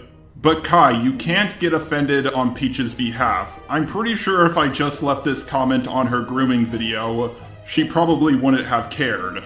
And before someone tries to use the whole, well, you only apologized after you were called out for it argument, no, as you can see from the date of the comment, I said sorry long before Kai and Omnia's video came out. And it's kind of extremely insensitive to come at us about being insensitive regarding the thumbnail when you sit here and joke about it. So I just wanted to put this part in the video because I feel like this went widely unnoticed, and I find it very weird that Jar's in this video wanting to tell us about the thumbnail when he criticized the thumbnail himself. This is what's known as the Tukukui fallacy. Being a hypocrite doesn't make me wrong. I also didn't know the context for her grooming video yet, so that's why I left that comment. But you saying I criticized her thumbnail? Criticized it by saying she looks like a rabbit? Really, bro? But maybe he's right. I can't think of a more offensive thing than a rabbit. You know, Kai, for someone who says they're not one to trip over a JPEG, you're certainly tripping balls over this black SpongeBob, aren't you? I know I said this twice in this video already, but please don't attack anyone in this video. When I jumped into the Toby drama for the first time, I expected to get a little backlash, but I didn't expect this whole 6 months commentary civil war to happen. I feel partially responsible for what happened to Hopeless Peaches. If I never made my Toby video, well, the drama with her probably would have never happened. I was going back and forth on whether I should upload this video or not. Well, now it's up, and I just hope it calms the water instead of making things even worse. I've seen a few people already talk about this drama, and they seem to all agree that they just want all of this to end. Kai and Omnia, if you have any problems with this video, talk to me about it. And if you convince me that something in this video is wrong, I'll be sure to make a pinned comment fixing that mistake. I didn't handle things in the most mature way when I did my first Toby video, so hopefully I handled things a lot better in this video. But anyways, I just want all of you to know that I'm done with the Hopeless Peaches drama. I know I said in the Avrona video, this was only the halfway point, but everybody is just so exhausted by this drama, and it's getting too complicated to understand what's going on at this point. Now I want to make this clear when I say that I'm done with the Hopeless Peaches drama. By that I mean I'm not going to make a video directly about it. But if I talk about another YouTuber and they spread around false information about Hopeless Peaches, I'll be sure to briefly mention it. I don't make these Hopeless Peaches videos to send hate to anyone. I make them so you guys can go support Hopeless Peaches for everything she's been through. Jar, have you seen Emily Artful's video? Jar, you really gotta go check out Emily Artful's video. Jar, I know you're talking about the CreepShow art drama, but you really should look into Emily Artful's video. Yes, everyone! I have seen it! I saw it as it was live! Although I did have to go back and rewatch it after it was fully out. Because I started watching the live stream 30 minutes in and I didn't finish it. Even my roommate, who doesn't care about internet drama, emailed me the video. It has over 1 million views and will probably have 2 million views by the time this video goes up. So, for those of you who do not know what's going on, CreepShow Art did an oopsie. CreepShow Art is one of those tea-spilling channels. Kind of like a commentary channel, but they talk about more serious dramas and often say yikes as if it's an argument. Allow me to give you an example. Wow, this guy said this. Yikes. But despite how PC she pretended to be, like all politically correct figures on the internet, she got found out for saying some rather disturbing things on LOLcow. Okay, I'm not doing that voice anymore. LOLcow knew it was her due to her IP address and matching the cookies up and, you know, all of that juicy stuff. She of course denied this, but for once, most people didn't buy her excuse. And keep in mind, she has been making these excuses for a long time. I am not going to go over that drama, nor am I really going to go over the Hopeless Peaches drama. If you want information about her whole mishap with Hopeless Peaches, well, check out Hopeless Peaches' video. I'll link it down below. It's a really good watch and she definitely needs the support. Instead, I will be going over the Emily Artful stuff, along with her long track record of, you know, just being an all-around terrible person.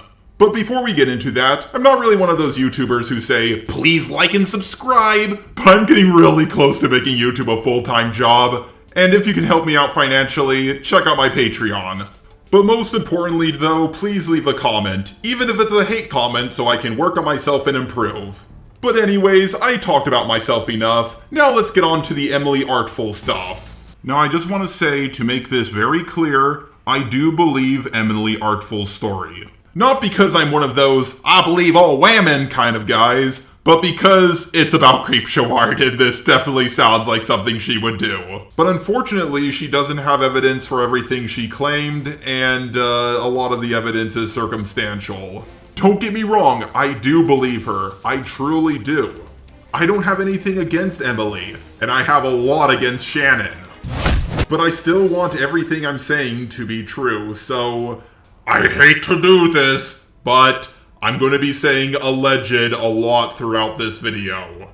Now, of course, if you want the full story, you really should check out Emily Artful's video, but I'm going to briefly go over a few of her points here. So one of the many pieces of evidence that Emily Artful has provided is that from a TikTok video, CreepShow Art did show that she has a sock puppet account. Now, I don't think this is one of the sock puppet accounts that was harassing Emily Artful, but it does show that Shannon has sock puppet accounts, which really doesn't mean a whole lot considering everybody has sock puppet accounts. Allegedly, one of these sock puppet accounts apparently has some, nudes of Emily Artful, some of which are allegedly her as a 15-year-old, which, I knew what CSA used to stand for, but with CreepShow Art, it takes on a whole new meaning. Allegedly, that is. Am I the first one to make that joke? Because CSA stands for CreepShow Art and it also stands for child sexual abuse. You know what? Everybody forget I made this joke. It was also pretty fucking suspicious that CreepShow Art deleted her Instagram as soon as Emily Artful said she was going to go public with this.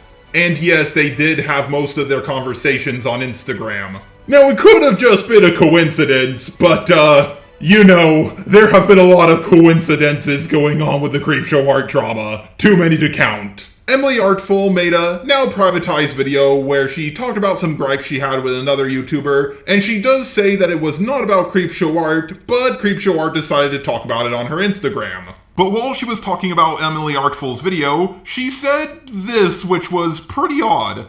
Also, less exciting, and something I might open up more about. But for about 12 years now, I've been harassed online by a girl who catfished me. Amy now exists. This stalker that apparently stalked CreepShow, and CreepShow wishes to talk about. It's just far too convenient. This is the person known as Amy who allegedly CreepShow Art made up. If you haven't seen Emily Artful's video, basically everything Shannon claimed about Amy is actually what Shannon did to Emily Artful. Emily, Amy, they both end with a E at the end, so you can kind of tell what she was trying to do here. A guy by the name of Kevin Coulter also gives some anecdotal evidence that CreepShow Art is absolutely guilty and Emily Artful's video is completely true. Tipster did a very good job going over all the messages, so if you want to know more information, check out his video. And on top of all of this, just recently, CreepShow Art's sister has come out of the woodworks and provides anecdotal evidence that CreepShow Art was harassing Emily Artful along with a whole bunch of other stuff. Now, a lot of people have said this confirms that Emily Artful's story is 100% true, but unfortunately in a court of law, anecdotal evidence doesn't make anyone's case all that much stronger. I would like to talk about this more, but I do believe that Harley TBS and Spoctor both already did an excellent job covering this story. It seems very suspicious that Shannon would delete a social media account like Instagram instead of just closing her DMs or not reading message requests, when, conveniently enough, that was the place that she had all these conversations with Emily, and she only deleted this on the wake of Emily making a video about this situation. Attacking and opening an attack to family? A family member who's already been beaten down according to her in the hospital? That strives further than pointless YouTuber drama. That's personal real-life shit, and that's where I'd put my foot down on what's worth taking a fight for. There are so many other things that happened to Emily Artful that I would like to go over, but I feel like it's not my place to talk about them because it is her personal story, so please go check her video out if you haven't already, which I'm pretty sure most of you have because it has over 1 million views. I'm gonna be honest here, guys, I mostly went over her story because if I didn't, I would get comment after comment asking me if I have seen her video. And I just want you guys to know, yes, I have. Twice, in fact. I could keep milking Emily Artful's video, but I think enough people have talked about it already. Instead, let's talk about CreepShow Art's most popular video. It's called The Worst Tumblr Artist Ever. Hey, CreepShow Art, Leafy is here called He Wants His Titles Back. A couple months back, I made a video about how I got accused of being racist. Well, you have called people racist for less, like just simply disagreeing with black people, so shut the fuck up. And immediately got a DM that pretty much said, hey, hi, hello, Shannon, you're a racist piece of shit and should die. Which, I don't know, is blatantly false, but alright. Well, that's not completely true. Well, I certainly don't agree with the second point. According to your own logic, yes, you are racist. Not a racist. Because, fun fact, Drawing any person of any ethnicity or race, regardless of your own ethnicity or race, is not inherently racist. If it was, anyone who's ever drawn a fucking Simpson character is racist by default. Wait, what? The Simpsons aren't a race, they're yellow. What, do you think they're supposed to be Asians or something? God damn, this example is stupid. Since that time, a lot of you guys have told me your own horror stories about being accused of being racist for drawing people of other races, as well as some black artists have told me that they were straight up accused of being racist after drawing portraits of their own damn self. And how many black people have been called not a real black man, that their opinion is the unpopular opinion amongst black people, or that they're ignorant about their own suffering, just because they won't agree that this or that person isn't racist? Which is neither funny nor cool, and I'm moving right along. I am sorry, I don't know why I have subscribers. Agreed. She goes on to complain about the artist's design for transgender Captain America. And then look at this drawing of him in a bikini with his tits pressed together, or these images of him in pinup poses, or this lovingly calling him a slut. And yes, while the design is wonky, I can tell it's a style considering what her other characters look like. Several artists do this, what's wrong with you? Oh, but it's sexualized. Yeah, so is basically every version of Rule 63 Captain America. And fuck you for saying different actual trans people who Rory decided to also call transphobic. Could this be true? Sure, but Shannon doesn't show any evidence, so I have no reason to believe her. Cause it's Shannon. They also posted this, which is not the worst thing they've done, but it is something else. Now let's first ignore Captain America in a push-up bra with a unibrow making the ugliest face I have ever seen, and focus instead on the drawing of what is supposed to be Anthony Mackie, who in real life is just so flippin' hot he could destroy me. Again, I'm pretty sure it's just their art style. Yeah, the character does look a bit ugly, but their art style is all about making characters with exaggerated features. In a way, almost all of their characters look kind of ugly. Not everybody looks like a fucking supermodel. And while the actor of Falcon is attractive and all, I'm a bigger fan of Will Smith. In fact, I was in a movie with him once. You are just a racist. At least my wife ain't fucking other dudes. This right here is what they're capable of when they aren't making racist-ass caricatures and cartoons. This is the skill level they are actually at. I just wanted to let you guys know that in case you thought that this absolute garbage was the best they could do. Yeah, I'm sure they can do better art, but the other art she makes is just in a different style from the norm. And if any of her art styles got turned into a cartoon, it would probably be this one. Now, I want you guys to look at this image. Look at it really hard. Squint your fucking eyes till they bleed looking at this image. And I want you, in your mind brain, to focus on what you think the issue here is. Is it the fact that this artist draws a cis man just as sexy as they draw a trans person? Or is it the fact that this person's wrists are incredibly small? If you stated that you literally cannot tell if this image was made with racist motivations towards Leslie Jones, then you are absolutely right. But all of the characters look wonky in this, and the actress actually does have big lips. I've seen big lips on white people, I've seen big lips on black people, I have even seen big lips on Asian people. Fun fact, some people just have fucking big lips. So the fact that she is drawn in this way and is the only character in this image shown to have fucking lips. What are you talking about? Some of the other characters have lips too. She's just the only one with lipstick on. Yeah, the worst thing they did out of all of that is draw Finn from Star Wars like this. Okay. Well, I don't think they had any bad intentions. Jesus Christ, that doesn't even look close to Finn from Star Wars. That nose is massive. I've never seen anyone with a nose that big in my life, or lips that big. And the eyes are so small. I didn't even include all the time she made Latinx. Oh my god, she's one of those Latinx people. Latinos hate that term. Stop using it.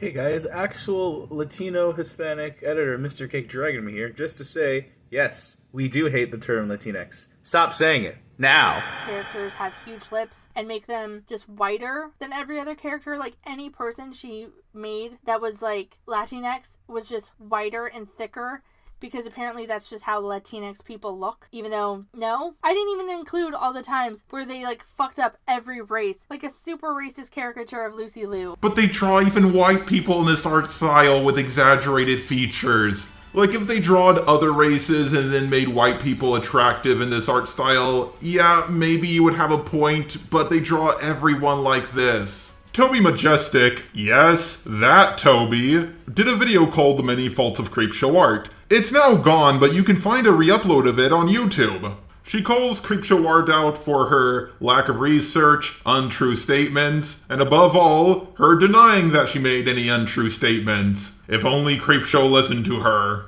Toby's video wasn't exactly perfect, but when she said this... Remember that girl who was living out of her car with like little to no resources to make videos? Remember what you did, what you had to do in order to get by with like a $2 pen and a fucking sketchbook from Walmart? I don't know where the hell she went, because all I see now is somebody who does no research, gets extremely defensive to people who don't agree with her, and makes really petty tweets from a petty situation as her Twitter banner, like a 12-year-old would do. Which is a very reasonable statement. CreepShow Art made this response. Basically, I wanted to say that Toby is not wrong in saying that I have changed, because I have. However, when I started making my videos, I was not happy. I wasn't. There's this idea that when I made my videos beforehand, I was super happy and I was going through all of this and all this stuff. I was not in a good place, physically or mentally. And just because I used to do something that made you guys happy, it wasn't something that fueled me the same way it fueled you. And I hope you guys can understand that. If you like my older videos, thank you. I mean it.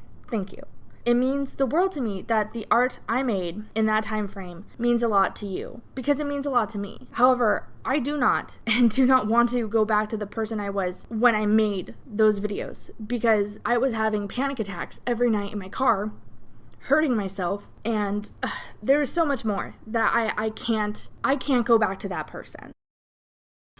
How do you even come to that conclusion? Toby was talking about your personality back then, or your video making skills. She wasn't asking you to go back to having panic attacks, hurting yourself, or being homeless. Like, imagine if someone said to me, Jar, I wish you would go back to using the robot voice. In fact, I like the videos you made 2 years ago better. And I responded with, but I don't want to move back in with my parents, guys. Like, what the fuck? By the way, I almost always put a robot version of the videos I make in the pinned comment, so if you miss my robot voice, please check that out. There's other small things like CreepShow Art's video on Jaclyn Hill, where she said Jaclyn Hill got her lying from her father, who's some evangelical African pastor or something.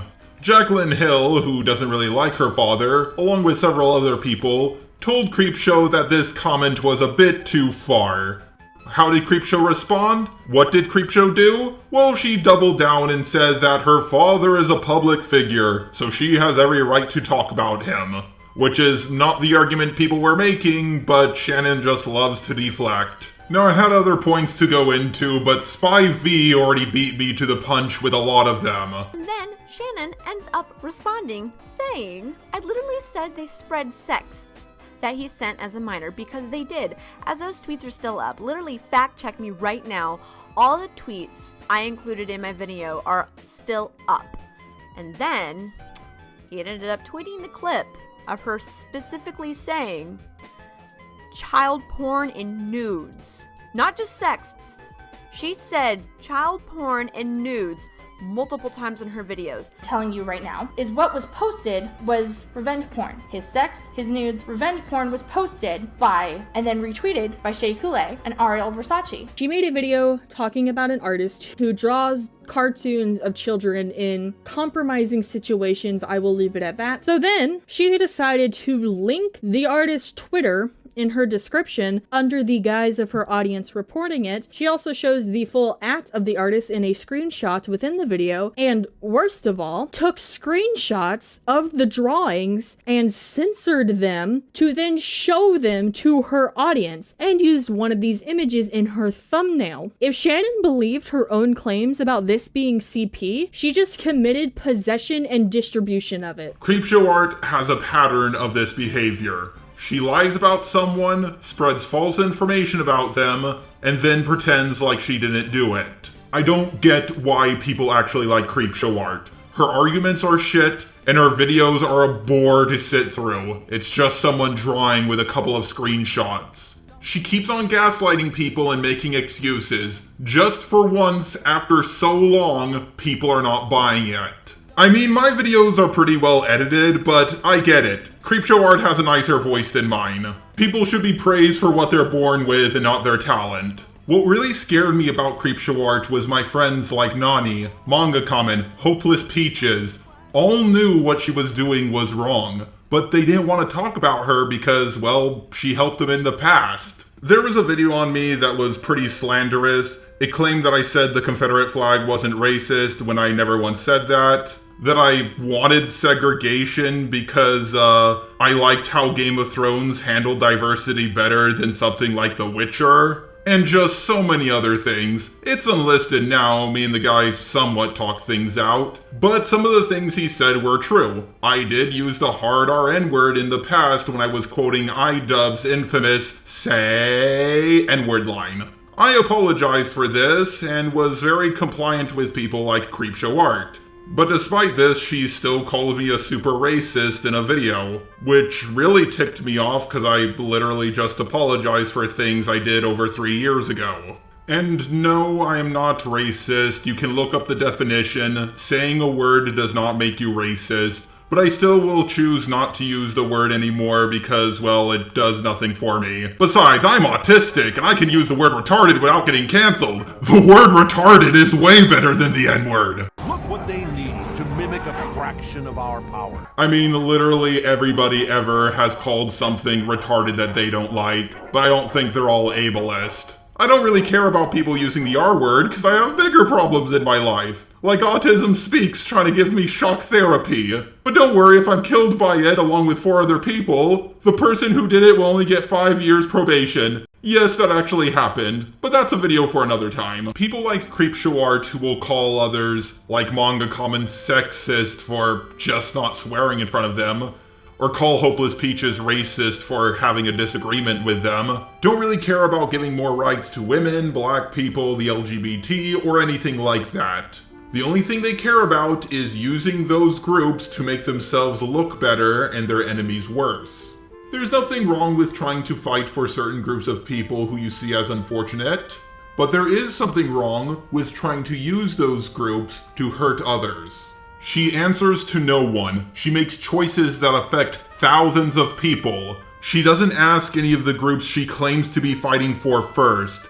Shannon, it doesn't put you in the service of any of them, but rather just places you above them. What CreepShow art and others like her promise is not a better world. It's just a world where people constantly live in fear that they'll be canceled for, well, anything.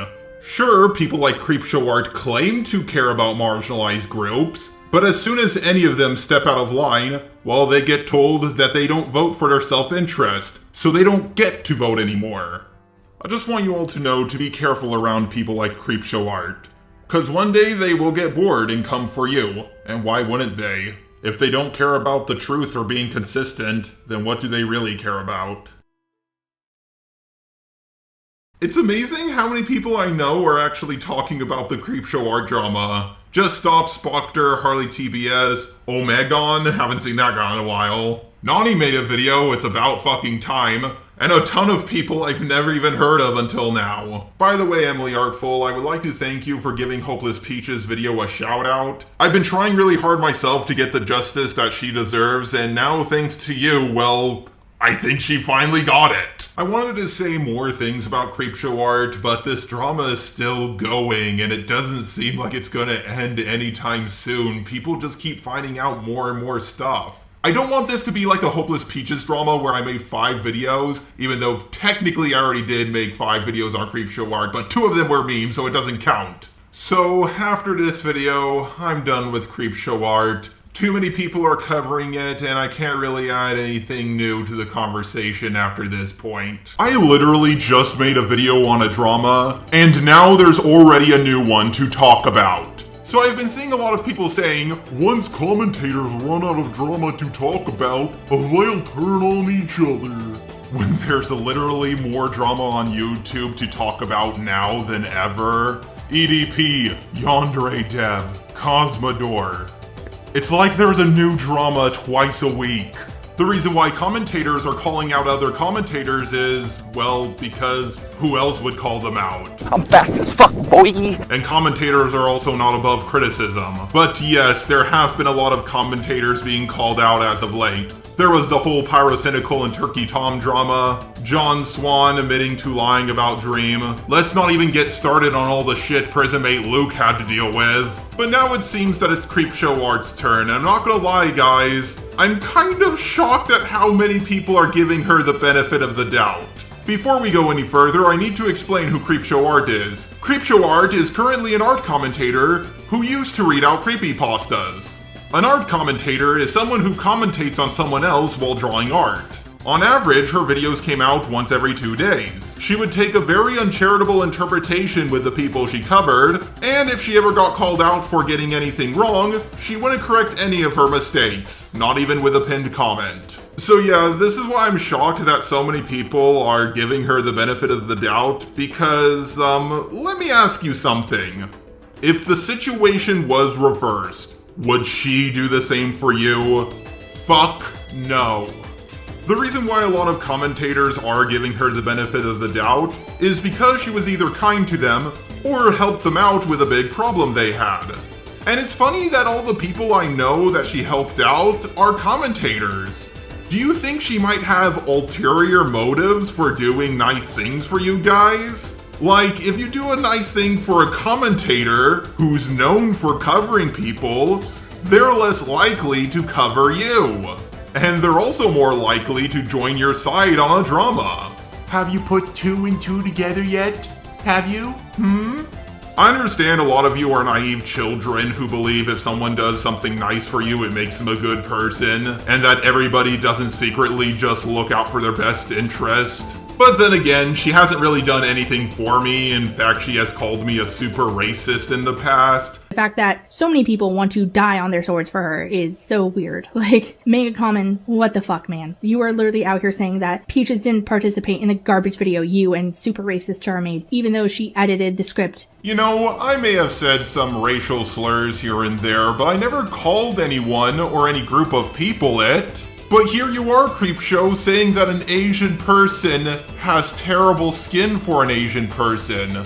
That's clearly directed at someone, and you're a lot more racist than I am. So if I'm a super racist, I guess that would make you a super racist 3. But keep in mind, this is someone who literally thinks having disagreements with black people makes you racist. And high-key a bit racist when we get into what you try to pull with Kai and Omnia. I mean, you have to be the white girl fix. So I might have a little bit of bias here. But the people who she's helped out definitely have some bias. But before we go any further, what is she being called out for? Well, allegedly.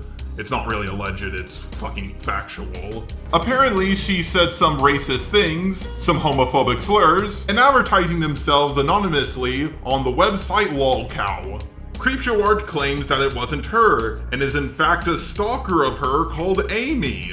I'll go into more detail as to why this is bullshit later on in the video, but if you're a subscriber of mine and you have been following my channel, you would know about the Hopeless Peaches drama. If you don't know about it, well, I have a whole fucking playlist, so go check that out. But basically, this person who is totally not CreepShow Art on lolcow was posting a lot about Hopeless Peaches before Prismate Luke's video even came out, which was the first one. Almost as if the whole Hopeless Peaches drama was planned by CreepShow from the start. I remember I was in a call not too long ago with Hopeless Peaches, and she said that she doesn't believe that Luke was the one who started the drama, but someone was manipulating him. She just didn't know who. Well, now we know! CreepShow Art has already been caught lying tons of times, so I guarantee you she's lying about this. She has confirmed it's her IP, which is the stupidest thing she could have done. The IP matches up with multiple of her devices. Is it possible that someone could have got her IP and used a VPN to pretend to be her? Yes, but these websites can tell if a VPN is being used or not. IP logging is a very well understood thing at this point. You talk to any of the administrators of a website like Lolcow or 4chan and they'll tell you that they obviously can log and track your IP.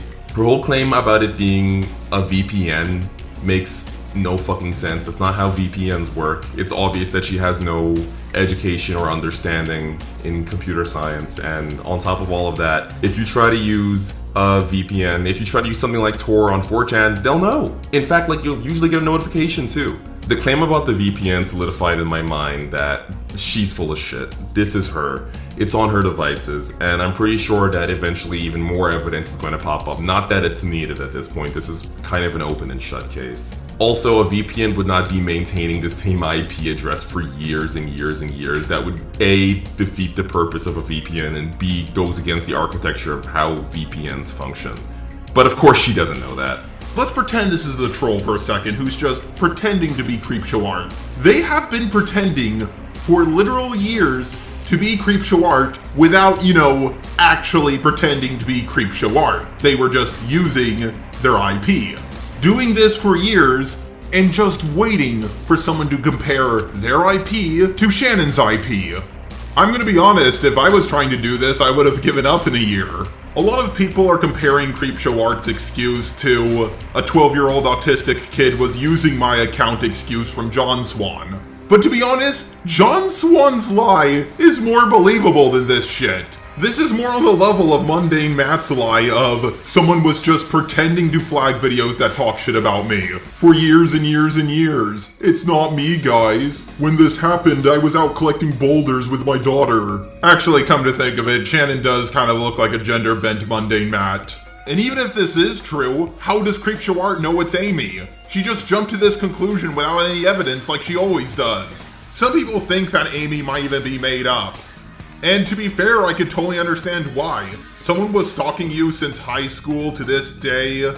Really? She took down all her videos about Amy. Now some people have made the excuse that, oh, well, Shannon says she's going to take her to court, and leaving videos up about her might make things more difficult for her lawyer. But the thing is, Amy is not even her quote-unquote real name.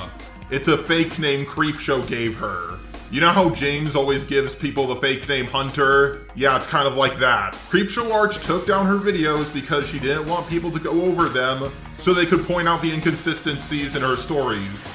I also love how CreepShow Art is trying to sue this person, but won't be making a video about this because she's with child, guys. If I make a video, it could ruin her chances of getting a job.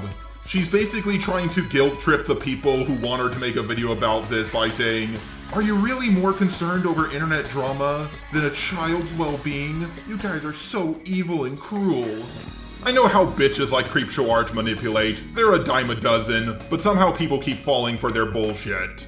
She's really trying hard to guilt trip people by saying things like, I'm not doing okay. Like, this would be the most deep cover troll of all time if this is actually true. Which it isn't. And someone can't get your IP through an email. She doesn't know how technology works. She's so stupid when it comes to technology that she claims this person spoofed one of her IPs when it got several of them across multiple devices. But anyways, what exactly did CreepShow Art do? Anonymously, that is. Well, she called peaches the British term for a cigarette, which in America has a very different meaning. She used transphobic slurs like fake boy, talked shit about D'Angelo Wallace behind his back, and she made fun of autistic people and used the word retarded at least 3 times in one post. Now I'm autistic, I can say the word retarded. But when people like CreepShow Art use that word, it just makes me feel so unsafe, and it makes my life so much harder with people not accepting me for how I was born. Oh, she's so ableist. Now before we go any further, I know what a lot of you are thinking. This doesn't seem like that big of a deal. I do this shit all the time. And yeah, if someone like Turkey Tom, John Swan, or Keemstar got exposed for something like this, no one would give a shit. The problem is that Shannon has this holier-than-thou attitude. She has called people racist, homophobic, transphobic, and ableist for even less than things like this. That's why she's losing subscribers so fucking fast. She built her audience around doing things like, oh my god, this guy used the derogatory term for a homosexual 3 years ago. They're the most homophobic YouTuber of all time. Let's not forget, she implied that Manga Comment was sexist because he didn't swear in front of her. Also, might I add, Mega Comment, let it be known that I so appreciate the fact that you try to keep it classy in front of us women by not swearing. I really do appreciate that because my fragile little constitution simply cannot handle any form of cussing. So thank you for that, my most chivalrous gentleman. That's so strange that you need to feel the need to not do that. Shut the fuck up, bitch. I said this in my EDP video. There's only 2 things that can get you cancelled. PP around kids and yourself. PP around kids is pretty self-explanatory, but allow me to explain the yourself part. If CreepShow Art just admitted to this, yeah, she would get a lot of backlash. She might lose 10 to 15k subs, but because she's lying about it, she's going to get permanently cancelled. People are not going to forget that she's a liar. And when you're a commentator and people can't trust your opinions, then, well, you're really good for nothing. There are a few people who might say, aren't you being too hard on her? Can't you give her the benefit of the doubt? Maybe she's innocent. Here's the thing, she isn't. All the evidence that has come to light has disproved that. This isn't an instance of fool me once, shame on you, fool me twice, shame on me. She's been plotting and fooling us for months about other people, and who she truly is as a person. This shit has consequences, people can get hurt. The fact that people then thought that it was a brilliant idea to go to the situation that obviously was causing distress at the time. And that whole situation with Peaches could have gone a lot worse if she had her way. So if you hear anyone say, maybe we should be nice to her and give her the benefit of the doubt, just remember, that's how we got to where we are in the first place. Some people say they don't want to be too quick to judge because they don't want to have a repeat of the Hopeless Peaches situation. CreepShow was the one who started that situation!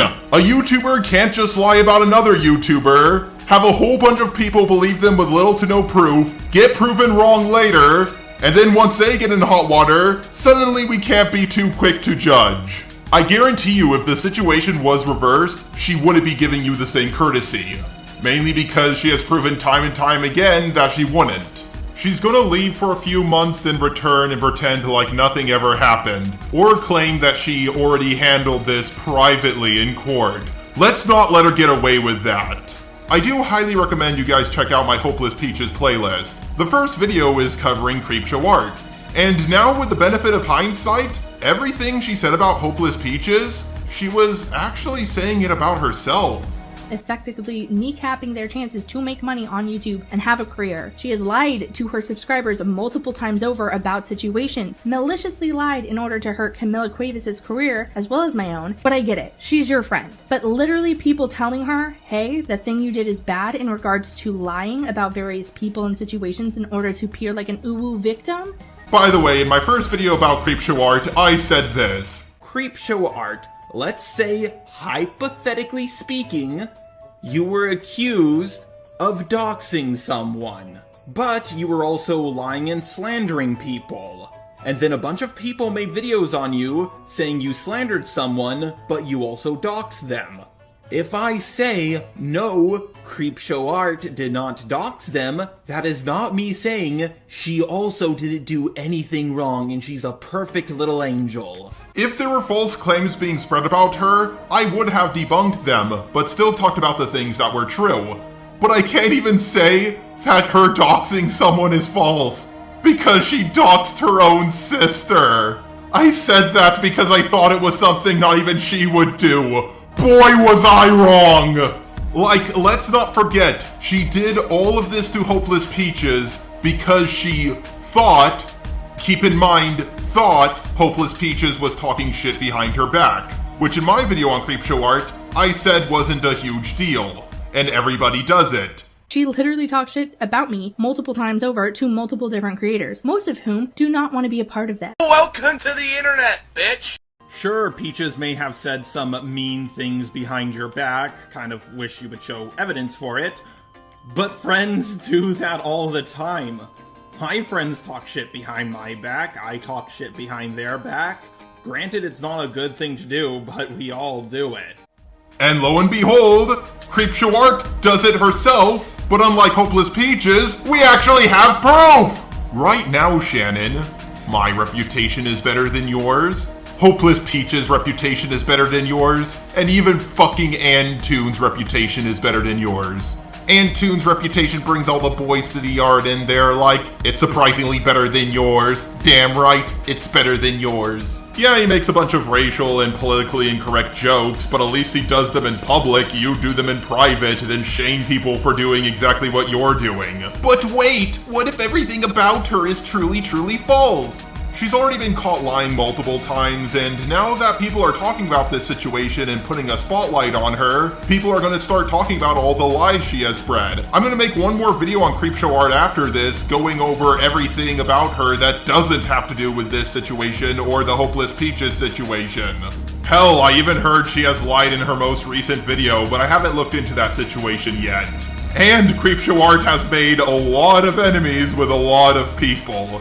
And now they have the chance to come out of the woodwork and expose her for the liar she is. I'm a good liar. I'm a very good liar. But you're better. You fooled her. Hell, you fooled all of us for what? If you liked all the Invincible memes in this video, you'll love my Invincible review that I did with my roommate and best buddy, Professor Dreadlock.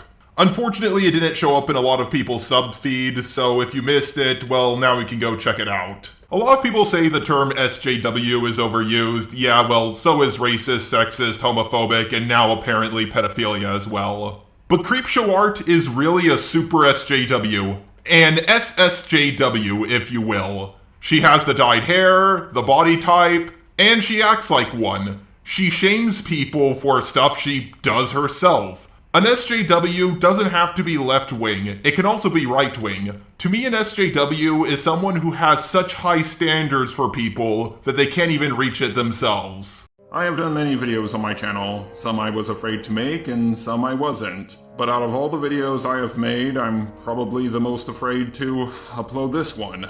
I'm sure I'm gonna get a lot of comments saying I'm reviving the drama, I'm just doing this for views, I'm a simp, and many other things. I guarantee you I'll get a lot of hateful comments from people who haven't even watched the video. Or maybe this is really a bad video, but I won't know for sure until I upload it. Before we begin this video, I would like to come out of the closet about a few things. I eat babies, I kick puppies in the face, and I burn down orphanages. But you might notice that also debunks none of my arguments. A smarter YouTuber than me would have just not made this video and throw Hopeless Peaches under the bus. People like Luke and Shannon have made the drama so toxic that defending Peaches becomes a matter of PR more than a matter of doing the right thing. Maybe I'm just being tricked, but I like to think that I at least have integrity. Anyways, without further ado, let's get on with the video. Before anyone says anything, I know that I didn't need to make this video. I know that there will be comments telling me that I am punching down, and I don't need to validate this with a response, but frankly, I still feel like I do. You and me both. Especially because I see certain parties, that being Manga Common and others, trying to change the narrative about what happened in this situation, because apparently lying is the most fun you can do without taking your clothes off. You have no proof on screen, so I'm not inclined to believe you. But according to Peach's friends, the one who made the document, Manga Common and everybody else you mentioned in this video have nothing to do with the creation of the document. We are the Dorky Snakes. Not Manga Common, not Jar, or Toby, or whoever else you listed off in your video. We are Peach's friends, and we're not your enemy. I'll link their full video down below, and I highly recommend you go watch it before you watch this one, because a lot of the information I'm using in this video I got from them. Also, might I add, make a comment. Let it be known that I so appreciate the fact that you try to keep it classy in front of us women by not swearing. I really do appreciate that, because my fragile little constitution simply cannot handle any form of cussing. If I hear someone swear even a little bit, I just fall to pieces. So the accusation that CreepShow Art called Manga Common sexist comes from this part. While she didn't outright call him sexist, she heavily implied it. A lot of her fans were very confused by this comment, and according to her, it was just a joke. I don't see how it's a joke, and I don't understand the attempt at humor in any way, shape, or form. Especially when you say this directly afterwards. So thank you for that, my most chivalrous gentleman. That's so strange that you need to feel the need to not do that, but alright. CreepShow, this is not a joke, you're just covering your own ass here. Just admit that you said something really stupid. Something like this can really damage the reputation of someone, especially when they only have about 1/10 of your subs. Now that I think about it, Manga Kamen almost has never used a swear word in his videos, or even a swear word with me in private. I think he only ever did it once on a live stream with me, and that's about it. I am going to be talking about what happened, my side in all of this, and addressing everything that Peaches, Kamen, and their friend group have tried to put forth as the truth, as if the truth wasn't already put out there plain as day. CreepShow, the truth wasn't completely out there. There were a lot of lies made up about Peaches. Most of which were made by Prismate Luke, which is why the first 20 pages of the document are basically about him. Most of the document is about Luke, after all. That's why it takes 20 pages to get to CreepShow art. There was another YouTuber who made 2 really long videos going over a lot of the mistakes made up about Peaches. I'll link them both down below. I highly recommend you watch them before continuing with this video, but you might want to make yourself dinner first for how long they are. Also, in my last video about Prismate Luke, I go over very few of the mistakes he made about Hopeless Peaches in his video, so you could also check that one out. Hopeless Peach's friends and myself are not saying she's 100% innocent, but there still were a bunch of lies made up about her. It's okay to believe the things about Peaches that are true and get mad at her for it, but it's not okay to believe the lies, most of which were from Prismate Luke, about her. You should also check out the video Harley did debunking Prismate Luke's video on Hopeless Peaches. I'm also in it, and I promise this is the last video I'm going to tell you guys to check out. Links to all the videos I mentioned will be in the description and in my pinned comment. And like I stated previously, these are the DMs with me and Peaches, where I don't ignore her, I don't brush her off, and I don't go off on her in any way, shape, or form. Okay, I lied. There was one more video I was going to link, and that was the one made by The Christian Show, which is currently unlisted. I understand why, it was by no means a perfect video, but he really showed that CreepShow art is just repeating herself here from her first video on Hopeless Peaches. Watch the clips back to back and you'll see what I mean. No need to go search for it yourself, I'll play it for you here now. And like I stated previously, these are the DMs with me and Peaches, where I don't ignore her, I don't brush her off, and I don't go off on her in any way, shape, or form. Peaches, once again, did not like the video, which is fine. She's allowed to have her opinions. And she came to me in the DMs to let me know as much. And we discussed about it. Now, in this discussion, she said she didn't like what I said, she didn't like the video itself, but she knew me. Now, am I saying you can't repeat points in a video? Of course not. But it would be very nice of you if you at least made it clear that you're repeating the same points, and I also bring this up to everybody who said, haha, Peaches only apologized after CreepShow Art's video, because it exposed her. Even though a lot of the points are just the exact same points from the first video. I also find it hard to believe that Peaches made her apology in like a day after CreepShow Art's video. I'm pretty sure she was working on it before, and according to her friend's testimony, that's what she was doing. But overall, she was going to make an apology and just be done with it. And before someone says, but Jar, it's not just her repeating the same point, she's also debunking Hopeless Peach's document. Well, again, according to Peach's friends, they didn't let her help write the document. First off, before the video was even live, Shannon refers to the document written by Peaches and friends and claims she doesn't believe that Peaches did not help write the document. I mean, if you really want to believe that, fine, I can't stop you, but at least be consistent and say that Peaches helped on Spoctor's video, because we did the exact same thing that he did. We asked for her side of the story, she did and gave us any relevant screenshots, and then we, in a completely separate group chat, went over all of it and compiled it into a document. Peaches was was not allowed to see the document until it was completely done, and she did not edit or comment on it at all. I can show where she does not have edit access, and I can even comb through the document's metadata, and you'll see that Peaches is not there making an edit or commenting once, because we didn't let her. Now, CreepShow art goes on about the Toby drama, and I'm gonna try to be skipping most of it for obvious reasons.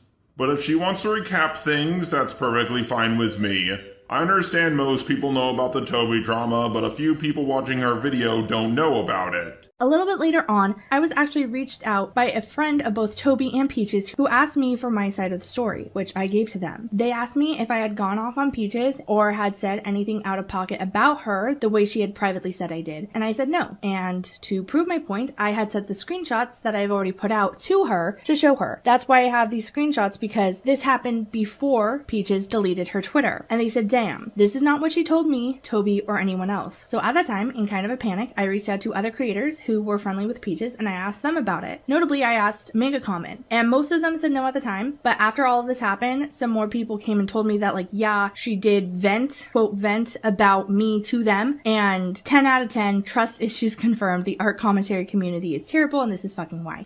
You know, it is possible that Peaches didn't vent to Manga Kamen. It's also possible that that might have happened, but it just slipped his mind. Now, could Manga Kamen be lying? Of course. But he can't really prove a negative.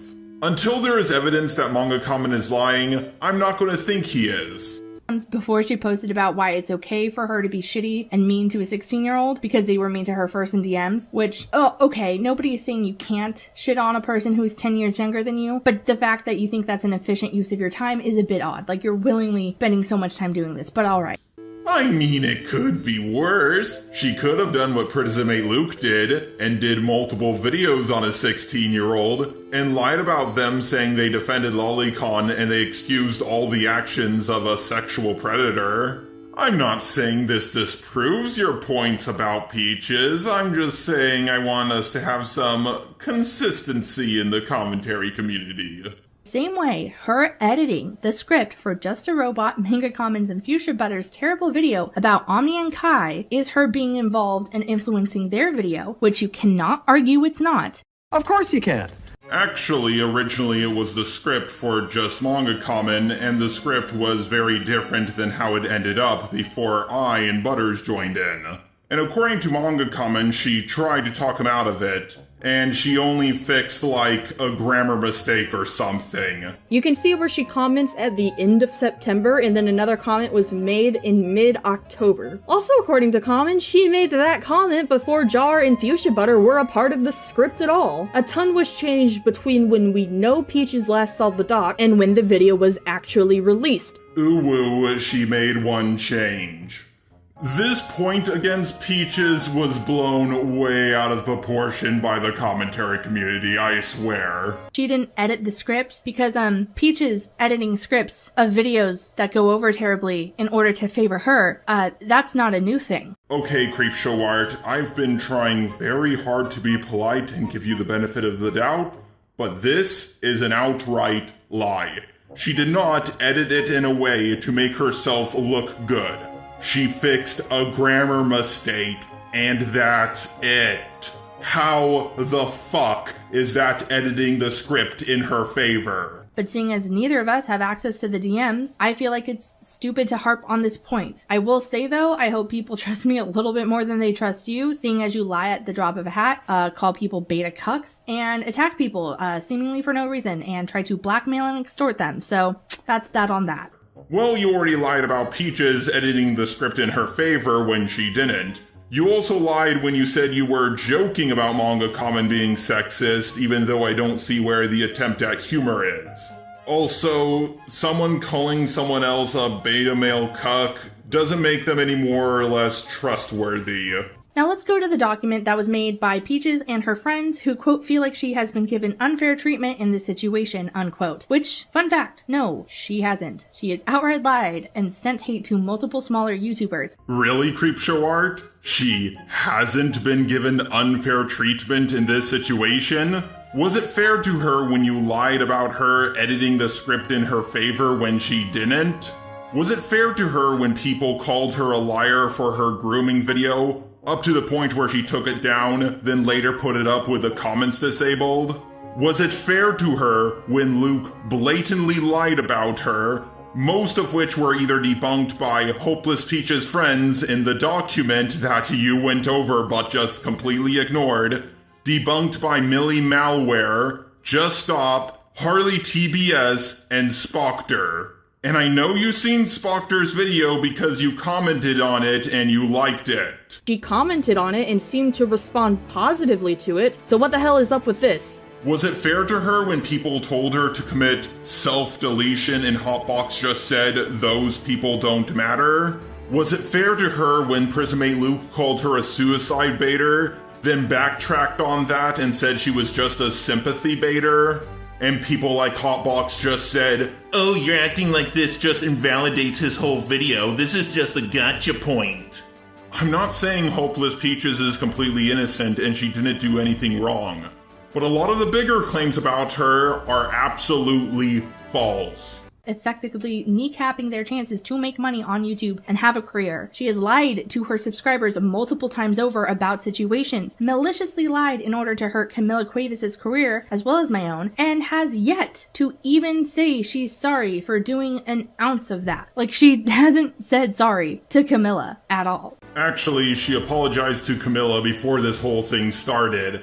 Maybe this is a lie, maybe CreepShow Art just made a mistake, but if she made a mistake, then she really should correct it with a pinned comment or at least something. But I get it. She's your friend. But literally people telling her, hey, the thing you did is bad in regards to lying about various people and situations in order to appear like an uwu victim? Yeah, that's stupid. Okay, this is kind of bizarrely worded, but CreepShow, they're not excusing all of her actions. Us saying that we think Peaches has been portrayed and responded to unfairly does not mean that we think she is a complete saint in this situation or the victim, or that she isn't responsible for her actions. We literally say several times throughout the document where we do truly believe that Peaches messed up, but the main reason we wrote the doc is because the response to her and the things said about her are not proportional to what actually happened or to what there is actual evidence to prove. And high-key a bit racist when we get into what you try to pull with Kai and Omnia. I mean, you have to be the white girl victim to the angry black woman and black man, right?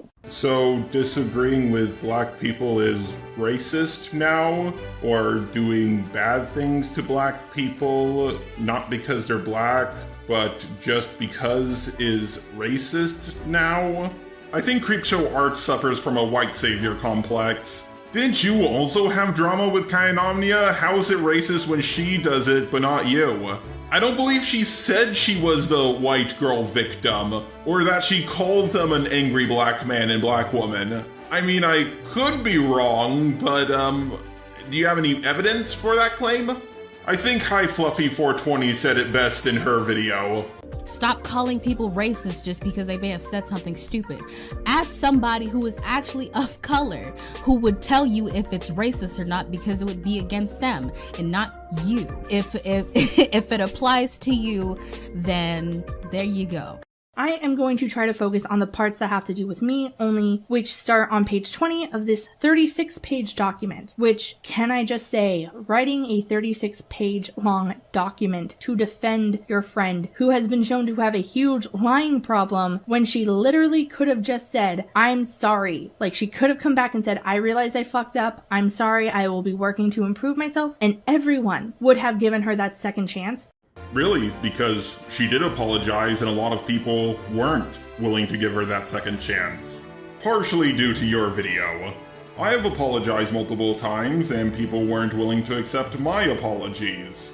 And I do feel sorry for those who won't. Having no forgiveness in your heart is a fate worse than death. The document takes 20 pages to get to you because there's a lot of false information that they had to go over. Like, a lot of it. I'm just gonna quickly interject here, as Jar has been kind enough to let me on this video to discuss my thoughts. So, if you don't know me, I'm Harley TBS, my channel is on screen and in the description too, so if you want to check me out, that would be pretty cool. I wanted to hop on to discuss CreepShow art herself and some of the lies she has told, including the lie that she apparently never received an apology, which she claimed publicly on multiple occasions. This is a downright lie and she knows it. Peaches apologized to both CreepShow and Camila on multiple occasions even. CreepShow also fully supported Luke's slanderous video against Peaches and stayed silent about the false claims Luke made about suicide baiting within that video. There's also so much more to CreepShow though. She's shown herself time and again to be incapable of keeping her emotions out of her content, going off the rails in certain videos like her Peaches ones, where she plays the victim card like her life is somehow ruined because the big bad hopeless Peaches may have talked poorly about her in private. And Shannon refuses to acknowledge any defense of Peaches in the slightest. When you pair that with her lies, it does put questionable doubt on Shannon's motives behind her videos, because any person that truly cared about the honest truth of this situation would believe of evidence and maybe speak with that person to learn their side. Shannon has not done that, and instead she has taken the moral high ground, claiming that this situation is so obvious with what's going on, when there's so much evidence that puts plausible doubt on Peach's actions, but Shannon doesn't address any of it because she doesn't have to. Maybe she just wanted content for a daily upload. Maybe she wanted a shot back at Peaches for their disagreements in the past. Who knows? What I do know, however, is that when I first spoke to her about my Peaches video, she was happy to provide me information. But the second my video dropped, calling her out on her lies, nothing. She went absolutely radio silent on me. She straight up disappeared without a trace from my emails, refusing to respond to my video. And in my initial video where I critiqued her and took the neutral view, she commented, ignoring 99% of the video to focus primarily on some irrelevant argument about the Toby situation. I don't believe CreepShow is capable of admitting fault in any way, and to be clear, in no way am I saying that you have to take criticism, but if you aren't willing to, then don't make content that could have genuine effects on other people's livelihoods. I hope Shannon will be willing to talk to me again, and I've got to give some credit to Spockter for talking to me and addressing the criticism I levied against him. But in all honesty with Shannon, I just hope she learns from this situation and responds, explaining herself, because her videos were really bad. Like, when you don't take them at surface level, they were really bad. For now, I'm off. You can see more of me on my channel, and see more of Jar in the video he featured in on my channel. Now, back to your regularly scheduled programming. To write this document, it's a weird fucking move. I don't know why you would do this instead of telling her to just say sorry and own up to her mistakes, but I guess validating shit behavior is fun when you believe that you're the victim and everything. They don't think she's the victim and everything. The document doesn't even state that. They even go over a few of her wrongdoings. I've been noticing this ever since Luke joined the commentary community. Anyone who debunks a claim about someone the entire commentary community is gaining up on is excusing all of their wrongdoings. And they're also leaving out context if they don't go into depth about all that person's wrongdoings. Also, they're not excusing her shit behavior. They're debunking the wrong claims about her. It's really sad that I have to give an example for this, but I don't know how else to get this across to you. CreepShow art, let's say, hypothetically speaking, you were accused of doxing someone, but you were also lying and slandering people. And then a bunch of people made videos on you saying you slandered someone, but you also doxed them. If I say, no, CreepShow art did not dox them, that is not me saying she also didn't do anything wrong and she's a perfect little angel. They start off by saying about me that because of prison mate Luke's portrayal of Peaches, that is the reason I came forward, citing this screenshot that Luke put in his videos where I say, it's nothing, honestly, this is shitty shit, and like you don't deserve this. Other people dealing with her is where I cross the line, to be honest. She can fuck with me, but fucking with others? No ma'am. And the issue with this is I was actually responding to what Peaches had done to Kai and Omnia. You know, when she publicly and seemingly for no reason at all decided to speak on their behalves and state that their apologies that they gave to Toby and to Madlibs and others had not been, quote, genuine. No, CreepShow art, that's... Hang on a second. CreepShow art actually made a correct point about the document! She did it! She did it! Yatta! But in all seriousness, CreepShow, can you at least see how they might have come to that conclusion? I mean, all the videos were being made about Peaches after Prison Mate Luke's slanderous video. But let's continue. The document reads, Luke makes claims that Peaches poisoned her reputation in the art commentary community when she, meaning me, Shannon, was just a small channel. And then they tried to frame that as being untrue because I was bigger than Peaches at the time. But, fun fact, we were both small channels. I was in fact bigger than her, and seeing as I don't really talk to any art commentary people, Peaches absolutely did poison other people to me. I was still a small channel, she was smaller, but we were both small. So what you're saying is, Luke lied claiming that Peaches was bigger than you when she wasn't, in an attempt to gain sympathy for you? Got it. All we said in that part is that we got confused by Luke's wording, and to us it seemed he was implying that Peaches was the larger creator based on what he said. And we say that it was probably just an honest miswording or misunderstanding. We said that Shannon was the larger channel. We never said that Luke was maliciously lying or anything. That doesn't have anything to do with the alleged poisoning she did, but we weren't trying to claim anything in this part other than explain something that came across as wrong to us. Well, I don't want to out everyone she talks shit to me to, because they don't want to be pushed into this. She did talk to people like Toby, Minty Unicorn, Hames Junkie, Omnia, and more. She did this to varying degrees each time, sometimes saying I was a terrible person who didn't care about anyone outside of myself. Sometimes I was a good person who just got on the wrong path and she couldn't support me anymore and it was so hard for her. But she literally talked shit about me multiple times over to multiple different creators, most of whom do not want to be a part of that. Sure, Peaches may have said some mean things behind your back, kind of wish you would show evidence for it, but friends do that all the time. My friends talk shit behind my back, I talk shit behind their back. Granted, it's not a good thing to do, but we all do it. I'm not trying to excuse her behavior or anything like that, I'm just saying this is kind of just a Mean Girls drama when you really get down to it. They then showed the tweet that Peaches sent to me asking me to provide the names of the creators who stated outright that she talked shit about me to them. But I think the second part of this tweet is largely overlooked because the people who wrote this document are her friends and only read, oh, Shannon didn't respond to this. She says, yes, I was irked a good while again and said my frustrations privately, but I still said you were nice. So, you talked shit about me. You told people, like Toby, who then put in a video, that I ignored you, that I disregarded you, that I was a bad friend who didn't care. Something that, again, they then put in a video about me, a video that you approved of before it was set to public and later said you disagreed with because you no longer like Toby. You told her negative shit about me, but it's okay, because at the end, you swear you said I was nice. Yeah, and that's what her friends claim at the end of their video. Once again, she's been a lot more forgiving of you than I am or anybody else in that friend group. Not once did she ever say anything negative about you. You showed the kind of person you are to us, not her. Peaches is still that person you cared for as a little sister. She's not perfect. She's made mistakes in her past.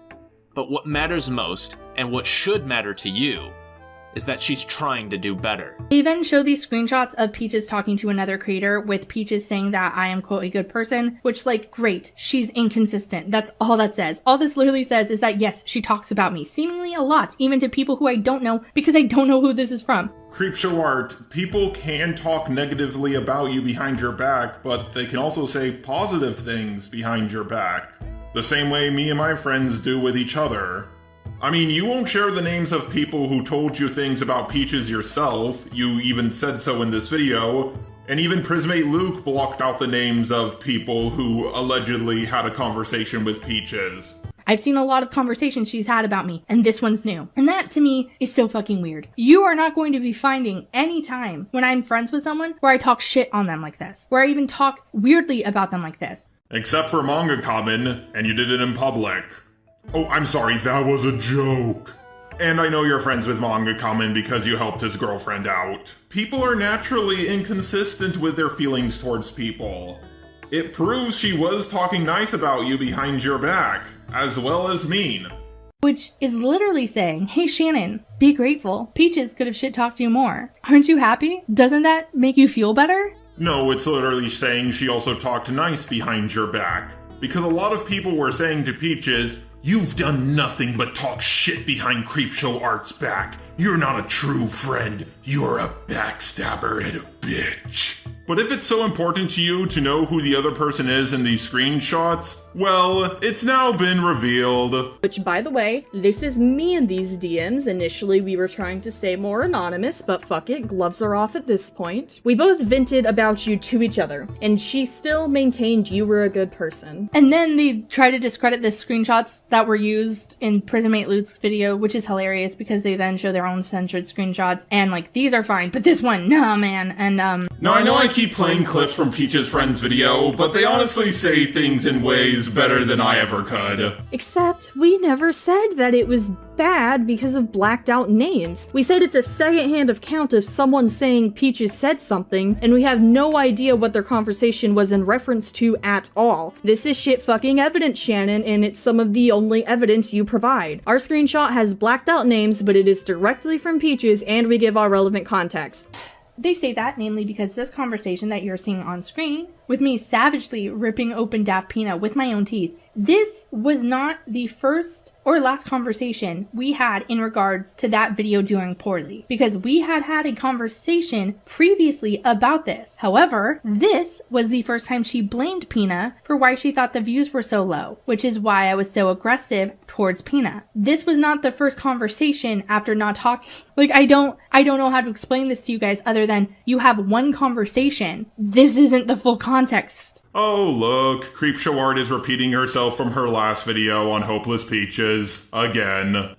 It happened. It wasn't until I asked her what was up and how she was doing that I found out that she had decided, based on nothing going on, that I was furious at her for the video not doing well, and that I'm just so mad. Had I ever said I was mad at her? No. Had I ever subtweeted or implied in conversation that I was disappointed in the views? No. Did I even care that the video didn't do well? Objectively, no. I wasn't mad at you. And then it turned into something else. Then she went on this spiel about how Daft Pina, yes, Daft Pina, the YouTuber, had told her that the video had, quote, ruined my channel, and that I was probably mad at her for doing that. She told me that Daft Pina did a channel review for her, and he stated outright that I was probably very angry because she, quote, destroyed my channel. Now, fun fact, this made me, for a period of time, really not like Daft Pina, because that's kind of a fucked up thing to say.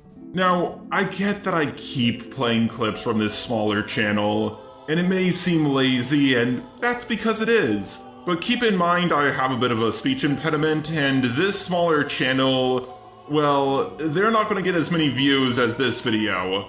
I don't mean that as a flex, or to say I'm better than them, or anything like that. I just want to do what I can to spread the word around. We didn't say anything about it being bad because of blacked out names. This next part is my personal favorite, where Shannon talked about these Instagram screenshots and says that we just made an assumption that these were the only screenshots related to the situation. Literally, as she is saying this, in this screenshot, you have our document very clearly saying, if these messages are the only ones to exist. If the people who had these screenshots literally scrolled up, which I cannot do because, once again, Peaches blocked me after she realized I had access to this conversation and she didn't want that, you would see her literally falsely accusing another YouTuber, that being What the What again, of flagging her account and causing her to be unable to make money and be unable to support herself. I would love to see this document talk about the false accusations she leveled at him, seeing as apparently they have access to the entire conversation. Also, it's very strange how you say that we have access to her Instagram as if she gave us the login or something. No, she just sent us the screenshot, and if there was context omitted, then obviously that would be on Peaches, but we can't know if context was omitted or not without more screenshots. And I know you don't have them because you're blocked and the Twitters are gone, but that doesn't really change much. You made the claim with no evidence, Peaches gave the screenshot she says counters the claim, you say that there is context missing, it's another wash, another she said. It also makes me feel entirely weird that all of these people have seen my private phone number, so that's fun, I love that. It's not every day you can debunk a video but also a pinned comment at the same time. This is where the doxing claim comes from, CreepShow Art. You make it sound like Peaches gave out your private phone number to people. You didn't say if they have it, you said they did have it. And some of your fans may have even come to the conclusion that your private phone number is in the document itself. I'm not saying I know that for sure, but I do think it's a possibility. Yes, you didn't outright state that Hopeless Peaches doxed you, but the way you worded things heavily implied it. We are on page 29 now, out of 36. So this is fun. I love this for me. Oh my god. They go on to address the conversation that Peaches and I had about Jaclyn Hill, which, again, super neutral, super normal, and they go on to talk about the subtweets that Peaches made about me. Like this one where she states she was shaking and crying over our conversation, which again, probably didn't happen because our conversation had me saying valid every other word. But they follow up with this. However, Shannon would paint this as Peaches lying about their conversation, but according to Peaches, there's an important piece that is missing. Peaches claims that Shannon made a tweet after their conversation where she said she was going to be listening to her true friends in the situation and tagged the creator who was fully defending Shannon's actions. And Peaches felt slighted by the idea that Shannon did not see her as a true friend because she disagreed with Shannon's actions, and that spawned Peaches' reaction. My god, CreepShow Art, you don't need to repeat yourself. Your first video on Hopeless Peaches almost got 1 million views. Took it upon herself to soft block me, which means blocking me and then unblocking me so I no longer followed her. And then she tweeted this out regarding the conversation. I won't lie, I've been disappointed by a few people I looked up to online lately, and now I feel physically kind of sick. I may take a break from social media for a while. It's like a broken heart right now, which, you know, okay, that's not too bad. But then she tweeted this. I have gone ahead and muted some accounts. I needed muting for my own mental health. Was literally shaking in anger and sadness yesterday. Near tears talking to my boyfriend about stuff going on and those upsetting me. I am just going to put my head down in my work till I cool off. Again, this was in response to this conversation, where she states she understands my side and knows where I am coming from. She sees my points, she has hers, and we disagree, and that's okay. That's how we ended the conversation. But somehow, someway, it shifted from understanding and getting where I am coming from to her shaking in anger over what I had said, and her stating she was getting physically sick. So, real quick, do you see the problem here? Do you see the issue with this argument? Because Peaches stated she needed to mute me because she was shaking in anger about what I said, which they agree is a neutral conversation that wouldn't have caused this reaction, but then state, oh well, after the conversation, Shannon tweeted about being friends with someone else that Peaches took that personally. Okay, I hope this is the last clip I'll play from Hopeless Peaches' Friends video. I mean, I would say it myself, but, you know, I'm a lazy little shit, so I can just use their clip instead. You just completely misinterpret what we said. We are not saying that Peach's story is that she made her subtweets in response to your conversation, then she soft-blocked you, then saw the alleged true friends tweets. We are saying her story is that she only made those subtweets in response to the alleged true friends tweet, and they had nothing to do with the conversation the two of you had privately. But we can't know if the tweet existed or not. It's she said again. Also, if someone wants to call me a hypocrite for repeating someone else's point, it's a bit different repeating points from a video that nearly got 1 million views than repeating a point from a video that got 10 to 20k views. That's basically it. I'm tired. I'm done. I don't trust literally anyone in the art commentary community anymore. So you don't trust anyone in the art commentary community anymore because a really small commentator made a document which you mostly misunderstood.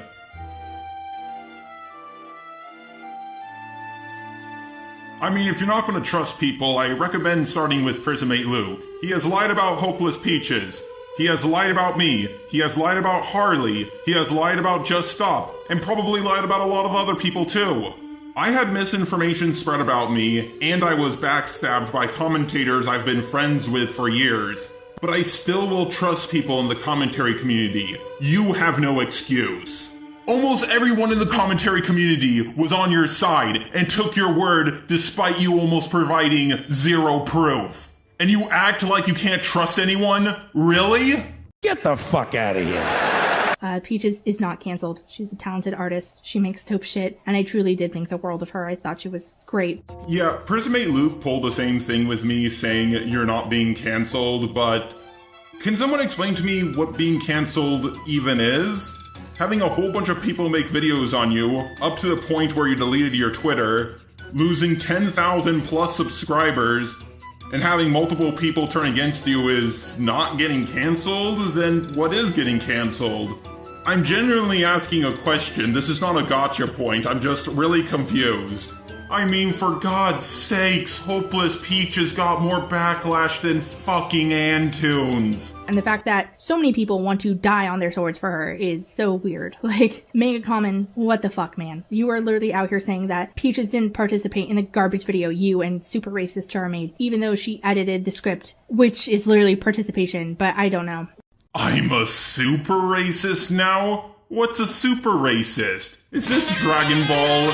This is a racist, and this is a super racist. This is a super racist who ascended to the next level, also known as a super racist 2. And this is to go even further beyond! If you're going off of Prismate Luke's video, well, I already debunked that video, and the likes to dislikes seem to be certainly in my favor. Yeah, his video got, oh my god, this really is Dragon Ball. It's over 9,000 likes. But percentage-wise from likes to dislikes, my video seemed to be received better. Granted, I will admit I didn't debunk it until after her video. But to call me a super racist seems a bit off to me. You can say it's prejudice plus power, but you need to show how I'm prejudiced. Making naughty jokes is not prejudice. You're also white. You don't decide what is and isn't racist. I'll ask my roommate, Professor Dreadlock. Professor Dreadlock, do you think I'm racist? So I know you guys are mad at Just a Robot for saying the N-word, but you know the rules. If you have a black friend present, you get one free N-word pass. Actually, Professor Dreadlock, I said it twice. You what? Bruh, like, okay, he said some stupid shit, but, like, stop being a fucking cancel bot. Like, come on, most of you guys are adults, this is stupid. Like, those are my honest thoughts, that's why I'm cursing. Well, there you have it, folks. If you want to say I can be culturally insensitive or I have white privilege, that's fine, but if you're going to call me a racist, then you're going to have to prove how I'm prejudiced. And I'm pretty sure a super racist is a racist who doesn't even, quote-unquote, hide their power level, if you know what I mean. You know, an admitted racist, someone who if you call racist, they say, yeah, I am, so what's your argument? CreepShow art, I'm not gonna lie. With how much you throw around the term racist and sexist in this video, you really act like a super SJW. An SSJW, if you will. You even look like a stereotypical one. Okay, that's the one zinger I'm gonna get in, and I really do feel like I earned it. Now, CreepShow, I'm sure you were just in an emotional state, and you didn't really think through this video. I did really want to tear into you more, but a lot of people have told me you have helped them out with a lot of different things. So I do think at heart you are a good person, you just made a mistake. I'm really scared to upload this because I don't know what's going to happen when I do.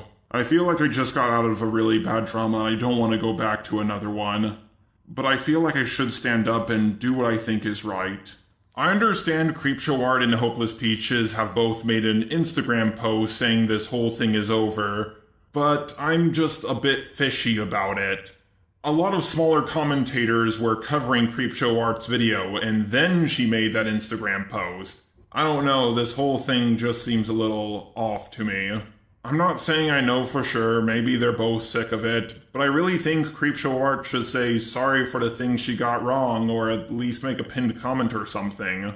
To everybody watching this video, please don't attack CreepShow Art. I don't want this drama to continue, I really do want it to end.